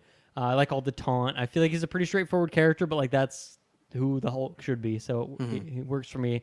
I do really wish we got option to like have dialogue with him. And I get to an extent why they didn't. You'd get him so late in the game, you wouldn't have time to form that bond. And they don't want to just make it so like, okay, if you don't have the DLC, then that would be kind of it. But like we did have the DLC, we played for another 15, 20 hours of the game, and like there would have been a ton of time for us to build that bond with him, and then, not even mentioning New Game Plus. So that would have been great to see. Next up is another DLC character for us was Morbius in, 14th place here. I think this is another one where, I'll say this with a few characters, like if I had more time with him in the New Game Plus, maybe he would climb up my list a little bit. I do like his moveset. I think it's pretty fun in the bursty mechanic of it, like of going into concealed to hide for a little bit, and then using one of your stronger abilities, getting a ton of damage. And what is it? His Bloodlust mode when you do enough cards, and then he goes full armor, gets bonus damage, and he was definitely MVP for me in that first section of the Dracula mission. Like out in the bridge area, he was just getting work done. I think Deadpool died at some point. Even Blade was down, and like Morbius was just going ham, tearing people up. And he can be pretty satisfying. So I do like what they did with Morbius here. Yeah, I like him. I think it's one of these things that he's not on my list as far as like I want to play a bunch with him going forward. He just feels like he's always a good solid support guy. He feels like he's somebody I'll bring in every once in a while. I like aesthetically what he brings, like his card, his look, the attacks. I love that. So I feel like he's kind of the same way it's a reverse where Storm has almost a bit of everything that I love. I feel like Morbius has that, but I almost don't love it as much, but I really like the conceal. So I'm kind of like and again, I like all these characters. If I could only play Morbius as this game, I'd be happy with it and stuff. So yeah, I enjoyed him, but he's not somebody, and maybe I could have ranked it lower than Morbius on my list, or Ghost Rider, sorry, but just because I feel like if I had to pick, I'd probably still pick Morbius to take with me in a battle because he's a bit more consistent. So yeah, I liked him. I think I like more, like I said, the theatricality of him and the designs and stuff. But yeah, still fun character. Yeah, I think so far from my list, there's only one character who hasn't been mentioned like to this point in the bottom 5. But I feel like from this point on, it's like a tier jump for me. I feel like we're going up into a new echelon, and this is where Nico is, Sister Grimm, I guess. I think they just pretty much call her Nico throughout the game. I really like this character as someone who I'd never seen her before in any other Marvel thing. I'm a big fan of who she is. I think the voice actress did a really great job here. Yeah, a character I want to see in the future. And I think as her moveset goes, I mean, there's not a ton of healers in the game, so she was definitely a really strong healer to have along. And I love just the randomness of her moveset, whether it's like the random abilities, the random targets, the random amount of damage. I think it was very fun. Once again, high risk, high reward sort of gameplay. Yeah. And I think maybe one of my favorites in terms of the animations. I really like all the magic and the purple and her staff and all that stuff. And yeah, once again, in the story perspective, I really like the role that she took on as a little bit of the leader of the Midnight Suns camp of the Abbey, and she kind of like talks up for the team and stuff like that. So really, really like Nico. Yeah, she's somebody that like she was kind of more below middle of the pack. Again, like you said, high risk, high reward. That's why this game wasn't. But I think, Dylan can attest. I think early on, because you were really digging Nico, and I said like, I think Nico might be my last place. I really like her. She's a character that the more I unlock, the more I like. So she's kind of suspect number one that when I replay this game, I'm going to be using her a lot because there's just stuff near the back half of certain power she's unlocking where it is still a risk reward, but almost that it played a little bit better to myself. Especially I do like healers on the team. I like doing some big moves, taking some risks and stuff. So I like healers. So she's somebody that you could ask me in the future. She might rank higher. I just feel like by time I was starting to like a lot of her attacks, we're getting near that end game where I was having to go up against some really strong enemies. And it's like, okay, I kind of have my core 6 to 7 here that my rider dies with that K. If I'm playing on like Ultimate 1, Ultimate 2, she's not as strong as I'd want her to be. Her cards aren't as updated, so that's where in the future, especially those lower missions. But yeah, I really like her. I like it's something that's where I guess for me too. It's like I love the plan. So with her, it's like a card you can't you can never it's a 50-50 if you can plan for her, right? Like even Ghost Rider, he takes a lot of damage, but you kind of know what's going to happen. Like you said, with her attacks being random, she could have this powerful attack that could hit a boss and do a lot of damage, or she can hit a guy that just requires a knockback to take out, right? And that's where it's like, man, that could really screw you up. So, but I feel like that's very fun, and one day I'm going to invest in her more. So, yeah, shout out to Nico. Yeah, very satisfying when you reduce those like non-targets that you don't want to hit at all, and so you essentially reduce the randomness and really just make sure you know who that super strong strike is going to hit. Next up, number 12 is Iron Man, who we both had in a very similar spot on our list. You want to what do you like about Iron Man?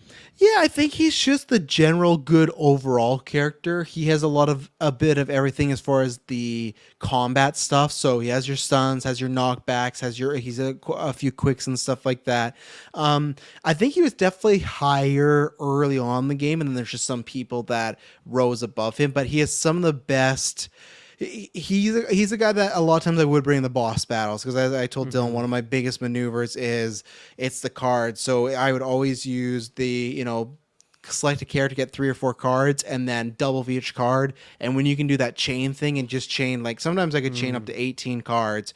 And I remember it was one of the times I did versus Dracula. I think it was the first time, not the second or third because he gets stronger, but the first time I was having so much trouble. I put Iron Man there and it was just like a 1 turn done. I was like, wow, this is great. So he could be very powerful. I feel like he has some block and stuff like that, but I feel like a lot of his like those attacks, stuff like that, they're very pricey. So that's where it's tough with him, that almost all your heroics have to go into him.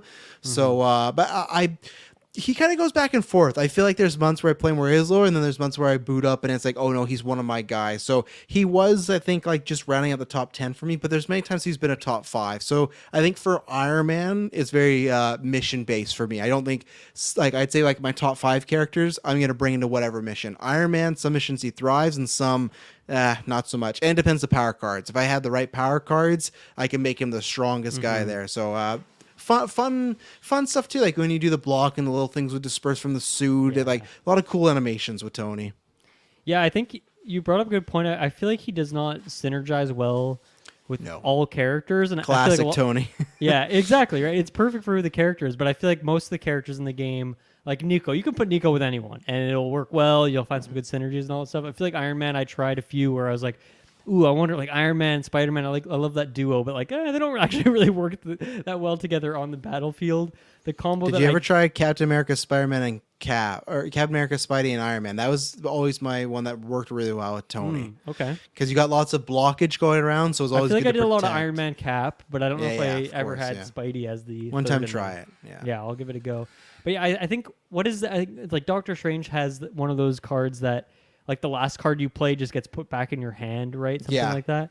That one I would use a lot with that Iron Man ability where he just hits every single person on the screen. Because, you know, like Hulk has that too, which is ultimate, but it costs so much. But to like get it powered up with Doctor Strange's ability, have him hit every single unit, and then get that card back and use it again. I remember using that combo a lot, and that was like super duper satisfying. But yeah, I love his unique mechanic of his cards getting powered up by redraws. You know, other people would get, you know, if you redraw, you get some armor or something like that. It's like an upgrade you can get on your cards. But I think that worked really well for Iron Man. And once again, you need him with the right deck because you want to make sure that, with the right team composition. Because some characters you need to redraw cards to, you know, just get the right stuff. And if Iron Man's eating up all the redraws to power up his moves, then it doesn't necessarily work so well. So once again, it does fit his character, his personality very well. Next up, number 11 is Venom. So you had Venom very low. I was going to say you're carrying this ranking, and I had Venom very high. So why don't you quickly talk about Venom? I just didn't. Aesthetically looks great. I loved his cards and everything like that. I just feel like, and it's not even like Nico or Ghost Rider where he didn't go with my deck. I just feel like I was never maybe got the right play style with him. But I also just never found, and I still like him too, but I didn't find the same thing like, oh, I can't wait next run through to really put some work into him. I will with these newer characters because I want to get more, you know, play at their passives, get their legendary stuff like that. But I guess I just never found myself being pulled to get him. Like it feels like he had a lot of similar stuff that everybody else did. He had a different meter, but it just felt like his attacks were similar, but just symbiote, you know, just like, oh, but it's a tendril, but it's like, oh, it's this, it's a chain, but it's the tendrils. Like it just looked like it was a lot of reskin stuff for me. So, and I think maybe for you too, I wasn't a big fan of the character. I feel like, you know, there's two versions of, and even in comics, there's two versions of Eddie Brock, the serious bully anti-hero or kind of the goofy guy. And he's definitely the goofy guy here. So yeah, Venom's not one I really went to, and he's not one of my Rolodex for the next go round to be like a leader. So maybe I'd have to watch you do a couple rounds here and see. But yeah, it wasn't what wasn't calling me really. Fair enough. Yeah, he's because was he the second or third DLC character? I'm trying to remember when Morbius. I know. Yeah, obviously Morbius and Venom were like 2 and 3. Second. Yeah. Either way, he's like, you know, still a newer-ish character, but I found even in that time, I've just grown super attached to him. I love the characterization. I talked about that when we talked about that on Sidequest. I think the animations are really, really fantastic. Yeah. He's very, very powerful just in general. I just feel like his damage is super duper high. I love his healing abilities that work a bit differently. He's got just he's kind of a character that's got a bit of everything. He's got good knockback. He's got good quick attacks and stuff like that. And I think one thing I really liked about him too is he has the Ravenous passive that like just goes up. And I just felt like it's similar to Hulk's Rage. It's similar to Deadpool's and Fuego or whatever that's called. But it's just a lot easier to use. You know, like it's you can't you almost like don't pay attention to it and then you'll just get good use of it because of how simple it is. And I think I liked it for that way too. And that's probably why he felt so powerful, because that was like a very easy bar to manage. Whereas, something like Hulk's meter, I feel like I can never get a full grasp of like, okay, if I'll get rage from this card, but then I'll use it when I use this next attack. But then this card doesn't use rage. Like it's hard to keep track of. And Deadpool's, I don't know, it's so hard to get used correctly because if you get hit at all, you just like lose it. So I really liked how Venom's works. You just get it each turn, but then you also have cards that bonus and give you bonus Ravenous. And I will say maybe it'll be better when at least I replay the game, because I feel like I use Venom a lot when in the DLC because he had to be around a lot. And I think a lot of those fights with Dracula, he wasn't as powered and I wasn't as happy because Dracula can just mess you up. So maybe when I play with him in a bit more of a more laid back or different style of mission, I'll enjoy him more instead of always being frustrated, because those Dracula fights I hated downing him and stuff like that. So maybe it'll come around. That's fair. I think the trick, or what, not necessarily the trick, maybe you just didn't have this card, but the thing that really made Venom the one who was able to be the anchor for me in that fight was his like bind ability, which is like a single target heroic move that just binds the enemy, like using it on a boss like Dracula to make it so he only gets one attack each time he can attack with frenzy. And there was a couple times where I was able to combo that, where like 3 or 4 times in a row I was able to hit him with that bind, which made it so he just didn't do as much damage. Like that was super duper helpful. It took heroic. I had to spend some heroic, but then he also has a lot of great ways to build up heroic really well. So I just feel like he's very balanced and like simple, straightforward, strong kind of character. No, I think I should use that more, because other than Spider-Man, I feel like I passed over the bind a lot, but I feel like my next go around I'll try and incorporate that. It was just always stuff. It's like, well, if I have this bind, like I feel like that's what happened, where the bind's like there's so many missions that I don't really need it for, but then when you need it, it's crucial. Good to put on right? for the boss fights for sure. Yeah, so I think that's what I got to get more into. I think like you've brought up before, I wish there was presets for decks, which would be great. If Venom boss battle. Yeah, I guess we never got that update. That's too bad. No, I would have loved for that. Hunter at least. Yeah, dark and light. Yeah. Next up, now I can't be mad for your Venom placement because I put Doctor Strange at the second to last. Oh, and I know my he's one of your God. favorites. And once You again, just put him second last? I did. I'm sorry. I like the character, as I like all of them except for Deadpool. And I had some really great synergies. Travis is mad. As I mentioned, the Iron Man one and some other times he's really powerful. I guess I just never was able to use him as expertly as you were. And I know he has that mechanic where like certain abilities will get powered up if you have more extra heroic. And I just felt like I was never having enough heroic for those things to take effect. So I like the character, but I just never, I feel like I never quite figured him out in the way that you did. But yeah, you can give him the proper praise here. Yeah, he was number 3 for me in my ranking. For a while, he was number 1. The reason he tapered off is I feel like actually some of his back half abilities were, I was kind of disappointed they got more like a knockback. And I was like, oh, I wanted more magic. Do you have his legendary? Yeah, it's something where it's like some sort of crystal ball. I think it's similar to like knockbacks and stuff like that. I feel like I haven't got, I'm only friendship level, I think 3 or maybe early 4 with him, so I haven't got it yet.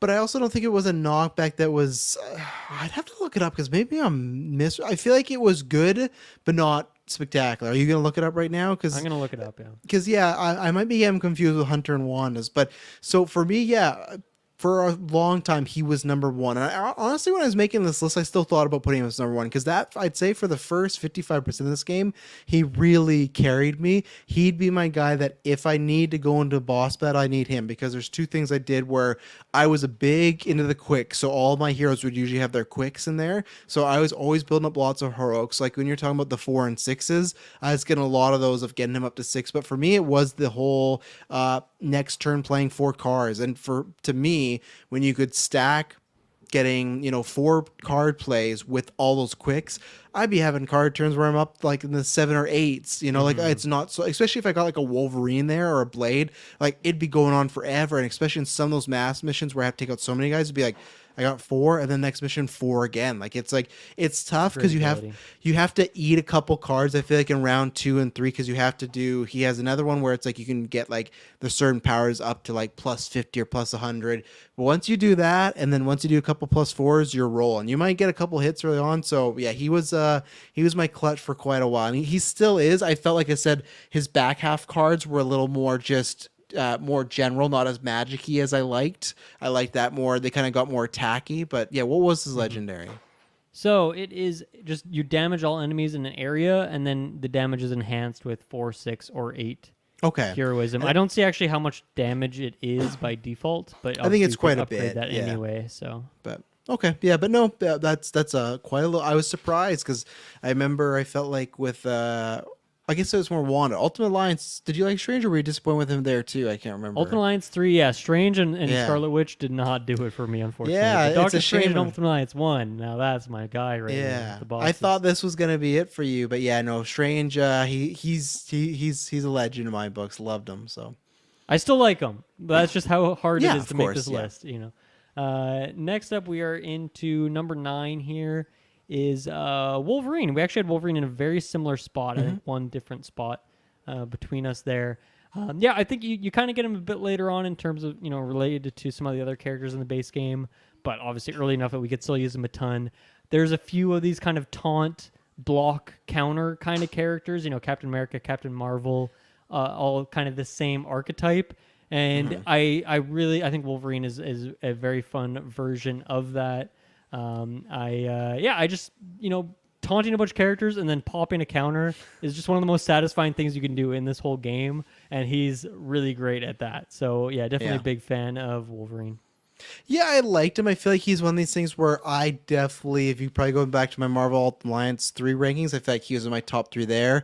I feel like for me and what I like with Wolverine, I like him better in the hack and slash games because it's tough when I see all these cards Wolverine. It's like, that's the time where I go, oh, it's just a card. He gets cool animations, but it's a lot of him going over slice, like it's a lot of similar ones, but the animations could be better, especially when he's like doing the sniff one. It's like, okay, I get it, it's kind of funny, but I don't need to see it 100 times. Like all the costumes they gave him, he's definitely, I think I got him in the top 10 there. Yeah, he was my cushion. He was there to take a lot of damage because he had the heal and he had the regeneration, the where revive, the bonus revive. So he I feel like he was there to just consume a lot of damage, which did help a lot. So I liked him. He's my favorite Marvel character of all time. I think they did justice to him, but I think pretty much other than the animations, they made him as good as you could with Wolverine in a card game. I think because obviously with that Wolverine, he's a hack and slash. He's a Capcom versus Marvel character. Like he is the fighter character. So I was happy to have him here, and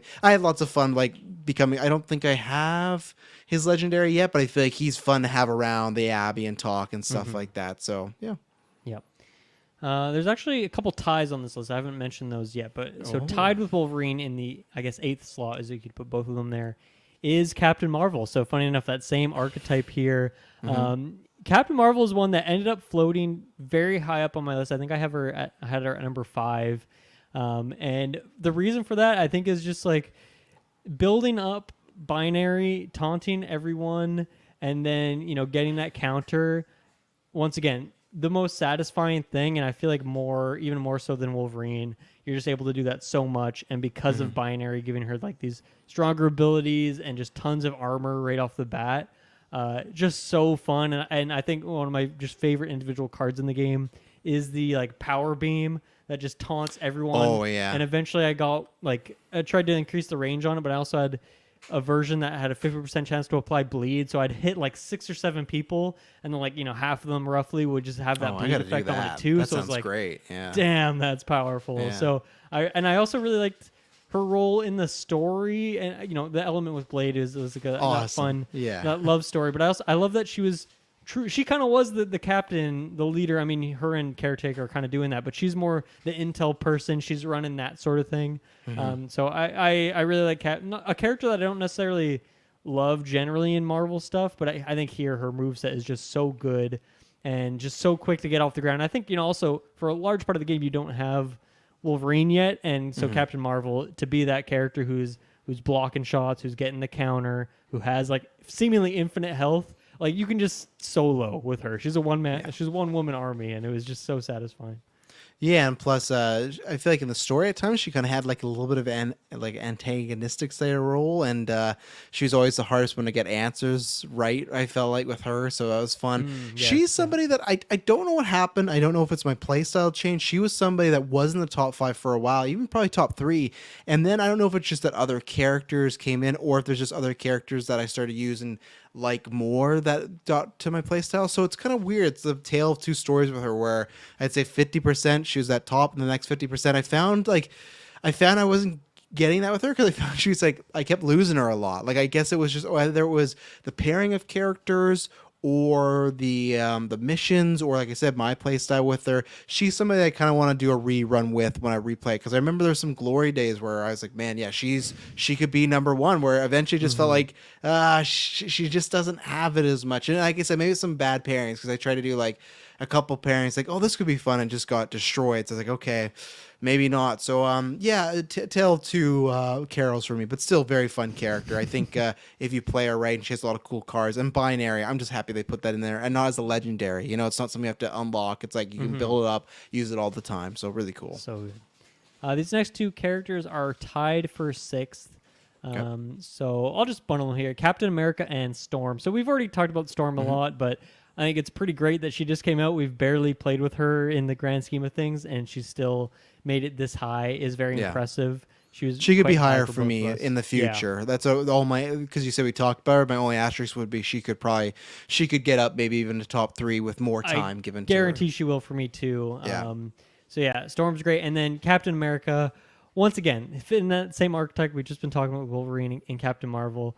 But man, I just love his big AOE shield throw that like taunts everyone. It's just so satisfying to use that over and over again. The way he builds up armor, the way he just brings the taunt off, takes attacks off your teammates and stuff like that is very fitting for who he is as a character. He buffs up your teammates and stuff like that. So I think he's a pretty straightforward, simple character, but that's once again great for who he is as a person. So I had a good time with him. Well, I think I got more and more attached to him like later. The more later in the game, I was like, man, I feel like I've been sleeping on him a little bit. He's really great. I've been very lucky, because if you look at Marvel Ultimate Alliance 3, that's one where I think I got Wolverine like my top 3, but here he's like 9 or 8, somewhere in there. Where between this, Marvel's Avengers, and Marvel Ultimate Alliance 3, these developers have just given me such great Captain America content. As like probably what, I don't know where he is in Marvel. He's top 3, I think, for my favorite just heroes and stuff like that. He's up there. He's in the top 10, I'd say, at least for heroes overall. I've been very lucky, and they did it again here. And what I love here about is, you're right, he has the shield attacks. He has like some fun, like a classic just quick punch, and it's just a very generic thing. But for me, what I was using him as more was a support guy, which that should be Captain America, you know, not just because of shield, but I feel like that's what he is, right? And I think my favorite combination of the game to do for any card, any character, is the 2 cards I love to play together is the all taunt, like pick a hero, taunt them, and then you get everybody after them, right? And then you hit that, and then you do that. Each damage you deal out is worth a block. So it's so great that you'll taunt 7 bad guys. They'll come at you and hit you, but those taunt, it gives you a counter. So they take off some block, but then the second you punch them, that block is pretty much all the way back or higher. So when you talk about Captain Marvel, Captain America got me through many, just like it's me and Captain America for half an hour just trying to win this one. Because anytime I feel like always down out, I'd get some certain block card, like, man, I'm back in it. Because if you get the right chain of events, like, that's why I would love with some of these block things. You could do just one of the goons and him with a quick punch, but that's like a 300 block and you're back in it. So he is a guy that, again, if I had to pick, maybe he was not my number 1. He was number 2. But if you told me, hey, what's the one character you would pick to, if you could only do like, 1 per map, it would be him, because he has attack and it's just that support. I feel like he's very hard to kill. He's very hard to take down, which I like about Captain America. So yeah, very, very great time with him. And he's on my team quite a bit. So yeah, no, he was the one that finally I learned that there is a maximum amount of armor you can have on a character at a time, because I always assumed that it's like, oh, you can just get as much as armor as you can possibly build up. But if that would be broken with Captain America, 20,000 block. Yeah, exactly. He would be unbeatable. Next up, we actually have a tie in, I guess, fourth place here. I'll go with this first. So Spider-Man, who we both had at sixth, funnily enough. That's funny. But yeah, I think Spider-Man's super fun because he really takes advantage of the just a lot of movement around and interacting with the environment. The environment is a big part of this game, and I love that there's a character that is really focused on it and using that ability of his that just makes all environmental whatever it is things free for that turn or for the first like three or four next environmental attacks is so satisfying. The fact that you can do all this damage, set up a ton of the map, and that doesn't cost you any card plays is so satisfying. Yeah. And then he's got all that classic Spider-Man stuff. I love that, Venom's a big villain in the game before you unlock him, obviously, and so there's a good connection there between the two of them. I like his little budding relationship that he has with Ghost Rider. That's a cute little friendship that's happening in the game. So yeah, love Spidey. Yeah, he's somebody that ranked higher in the back half because I feel like at the beginning I was just using just the general, like, okay, I'll throw a rock here, stuff like that. But there's certain situations and there's certain times where you just go like, okay, I got to start using this environment a bit better if I really want to win or make these matches quicker and stuff. And what I love about him is there's no character that is, environmental B, that's someone similar to that, where I feel like you talk about Wolverine, Captain America, Captain Marvel, you can draw a lot of comparisons to them.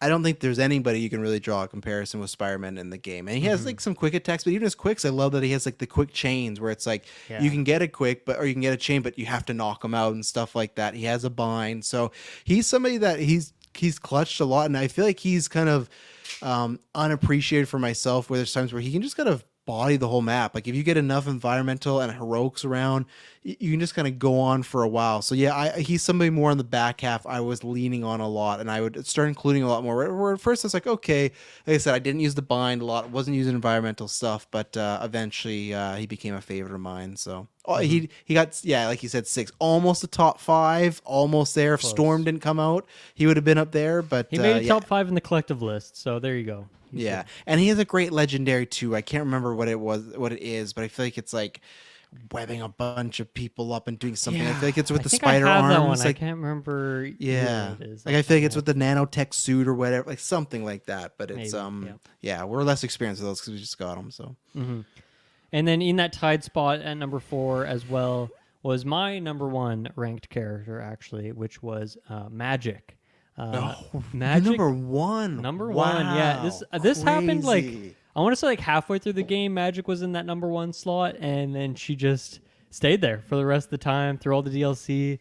Even though I didn't use a ton of her in the DLC, she still remains there. A big thing for me was that once again, another character I'm not really familiar with outside of this game, and I really liked the characterization. I thought it was a lot of fun and something different and interesting.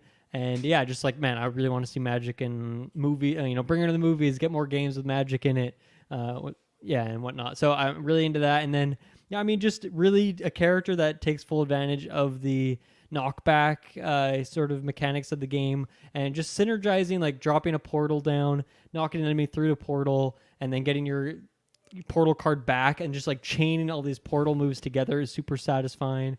When you get like the card that just makes it anytime you hit an enemy through a portal gives you bonus damage, and stacking that multiple times in a mission until she just does a ridiculous amount of damage, and I feel like would just be my key way to like take down bosses, is because she would just get so much damage built up. I'm just now realizing that I don't think I ever did Storm and Magic, but that would be a great combo of being able to move enemies right next to those electrical things on the map and then just like pop off. So I definitely need to do that synergy because that sounds really strong. But yeah, I just love her moveset. I love the look of her abilities. Love that she's just using a sword and like teleporting people around. It's just so cool. So yeah, huge fan of Magic. I honestly think the one disappointment is I don't really care much for her ultimate ability. It's like it gives you like it makes you like immune to an attack or something weird like that. It's like it's not really anything related to what her movement and her portals and stuff are. But I think there is a good way, whether it's a power card. I think she might have one taunt. I think I used it one time where it worked really efficiently. I guess I just didn't build her up in that way that would use that sort of play style. I feel like when I did, I kind of fell backwards into it, but it was something where I had like 6 or 7 people taunted and used, and it was like, okay, that really worked because it was just a turn of like nobody did any damage. So I can't remember, like I said, if it was a power card or something like that. Yeah, she's somebody that I feel like I didn't master the portal. I feel like I'm not mastered it yet, but I feel like kind of the same way I was having that way with Spider-Man. I feel near the end of the game I was starting to get that way. I wasn't using it, and it's not as much as Ghost Rider. I feel like, oh, it's risky. It just felt like there's a lot of cards in here that like I just feel like I don't line up the right, and I maybe just even didn't figure out the mechanics the best enough. But there was one round where I had to play with her, and I was really liking it. So she's somebody that's on my list that I want to play, because yeah, she was lower for me. She was like 12 or 13, somewhere in there. But she's somebody kind of on my roster of, okay, especially now that you're telling me the cards carry over to the new game plus, then I feel like, okay, there's a lot of portal cards that will go there. But I shout at her because she was my very best friend in the game. She was the first person I got the level 5 with. She's somebody I wish there was romance options, because her, because I was playing Male Hunter, we were clicking all the time, saying the right thing. So Magic was my best friend, so that she gets a shout out there. So yeah, another one of my favorite individual cards is I think it's called All Gather, where it's just the huge AOE grabs everyone, sucks them up, and drops them all, and like dropping that next to like an explosive barrel or something, and getting a ton of damage, or just setting it up for another character who has another AOE. Yes, incredible. Use that for Storm Stun, like we're talking I know. about. I feel like I didn't think about it. Like I should have. X-Men, baby. X-Men. I should have. I should have. I didn't think about it somehow. And plus, really cool card too. I love. I don't know what it's called, but when you can bring in a 4th character for a little bit. Yes. Oh, that ability's great. Yeah. It was a very 50-50. I would never use it in big battles. I'd use it more in fun general missions, because I feel like it all depends who you get, right? Because if you get someone that does not fit your group, like, man, this was maybe a waste of a card. But I really like that they put that in there, because that's something they didn't have to, but very fun. Yeah. Number 3 is where Blade ended up. So he was my number 2 for you. He was at number 8, I think, so a little bit lower. Averages out there a bit higher, but yeah, I think character-wise, Magic and Blade were definitely my 2 favorite in the game in terms of their dialogue options. I feel like I got to see a different version of Blade. He's a very big softie in this game. I love that the DLC once again highlighted his storyline, and I got to even just see more of him. Book Club, baby. What's that? I said Book Club, baby. Yeah, baby. That was the best. Yeah, so cute, and yeah, that relationship with Captain Marvel. He's just so precious, he's so precious. And then his moveset, I love that you focused around the bleed mechanic in the game and just doing a bunch of combo strikes. Some of my favorite animations in the game are his stuff. And then because of the healing, he can just self-sustain himself. So yeah, just really, really satisfying character. And yeah, I really, really love Blade. Yeah, he was in my top 3 for a while for the first little bit. Doctor Strange, him, and Captain Marvel were a team I ran quite a bit.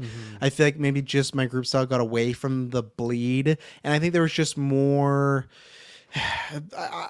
I feel like I kind of let him down as far as like there almost more shiny things came in as far as like play styles that just fit better or things I liked, but as far as like a brawler and stuff like that, he was great. The strikes, still really liked him. Again, this is a thing where it's like we got a plethora of good stuff, because love the character play. Like I said, the characterization, but just playing as him, I really enjoyed him. So he's somebody I like kind of fell off in the back half for me. I'm not sure exactly why. Like I said, maybe it was more because I was doing less of the having enemies around. I was going for big like knockouts of people, so the bleed wouldn't help me much if it was and there's a couple of cards in there like he would get the 2 bleed cards, but it really wouldn't do much else. It would add a little extra bleed, but it's like it's almost losing a card. So that's why I liked him with Strange, because I could make up for that. But still really like Blade. Tons of fun, great animation. So yeah, he was another great character.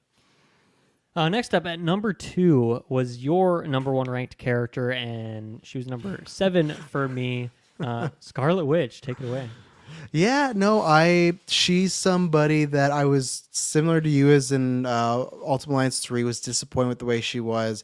And even with the beginning of this game, I thought, okay, she's kind of fun, but she's somebody, the more you unlock, she has a certain, she's not like Storm where I feel like she has a jack of all trades. She has a very specific play type, but it can be very powerful from the whole... Man, another talking about like Captain America, a card I loved pairing together was if you do get your percentage of 40% higher for an area effect and then use the explosion, there's times where you can just do massive damage on everybody, and you can just do so much. The idea of, yeah, you got your quicks and stuff like that, but the idea of the also possessing a character, and I think Morbius has something like that, but hers is you can get a whole circle and you possess as many people as you want that could fit in that circle, and that has saved me so many times, especially if you could possess a boss or one of the higher like heavies and stuff like that. So I just felt like she started to veer towards somebody that kind of like Strange was the beginning. I was always having her on. I was just always having a good success rate. It was kind of like, now she can get bodied real quick, but that's why you just gotta pair with some of the right cards. But yeah, I just found that she's good at, because I found early on in the game there wasn't many characters, which is funny. We got her and Hulk, but early on it felt like there was not many characters that had like a big wide, hey, I could hurt multiple enemies, and I feel like she's the best at that, and that kind of fits a lot of my play style. So because I try to focus on some boss and take out as many as I can and just try and get as much damage on them. So love her animations, love the character too, as far as her journey of being the villain, and also just I like the journey she's on, where she's just very feels very guilty and very she has a lot of history with the Abbey, and that's what I appreciate. She brings like a lot of lore, and I like the voice actress. She has some great costumes too. So yeah, no, she really delivered what I wanted here on the magic side, and even her attacks later on, like her quicks are good, her knockbacks are good. It's lots of her attacks were again better, where it was like, I think there was one where I can't remember if it was a knockback or a quick, but either one of them, once you got the double, that was the unlocking it. So I feel like a lot of her moves, when you pair the cards together, some are just like, oh, add 50% damage, add a little block, but hers I felt like, okay, this is actually making quite a bit difference, because she's not a fighter, she doesn't have much great attacks, but when you play with her it gets that way. So yeah, more time with her. I was a big fan of Wanda. Yeah, I think I just exactly agree with everything you said.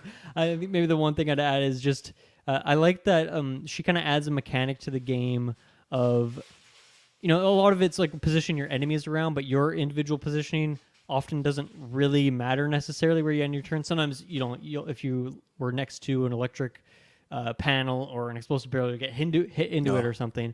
But I really like that Scarlet Witch really made you think about where your attacks were going to leave your teammates, that you want to make sure you're always in that circle around her, so you get the resist and the heals and stuff like that. So I really kind of makes you think about the game differently and the way you're getting positioned around. And yeah, I totally agree with all the characterization stuff you mentioned, the Abbey, the lore, stuff with Agatha, the stuff with Nico and Magic, and that connection there. So yeah, just really, really great.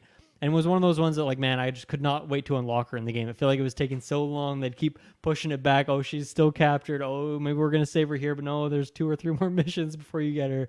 So when you finally unlocked her, it was like a super satisfying moment in the game.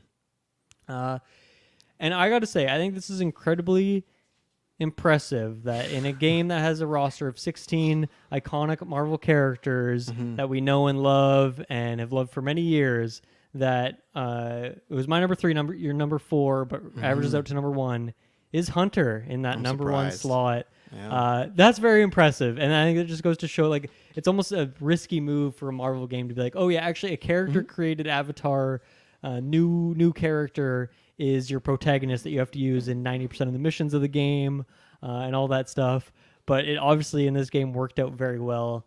We both played different version. I played the woman, you played the man version, but we both really like the characterization there. I think the dialogue's right. It's just tons of costumes, way more than any other character in the game, so that's really fun. And then just you have so many abilities. It's almost hard not to pit this as like a very top tier character.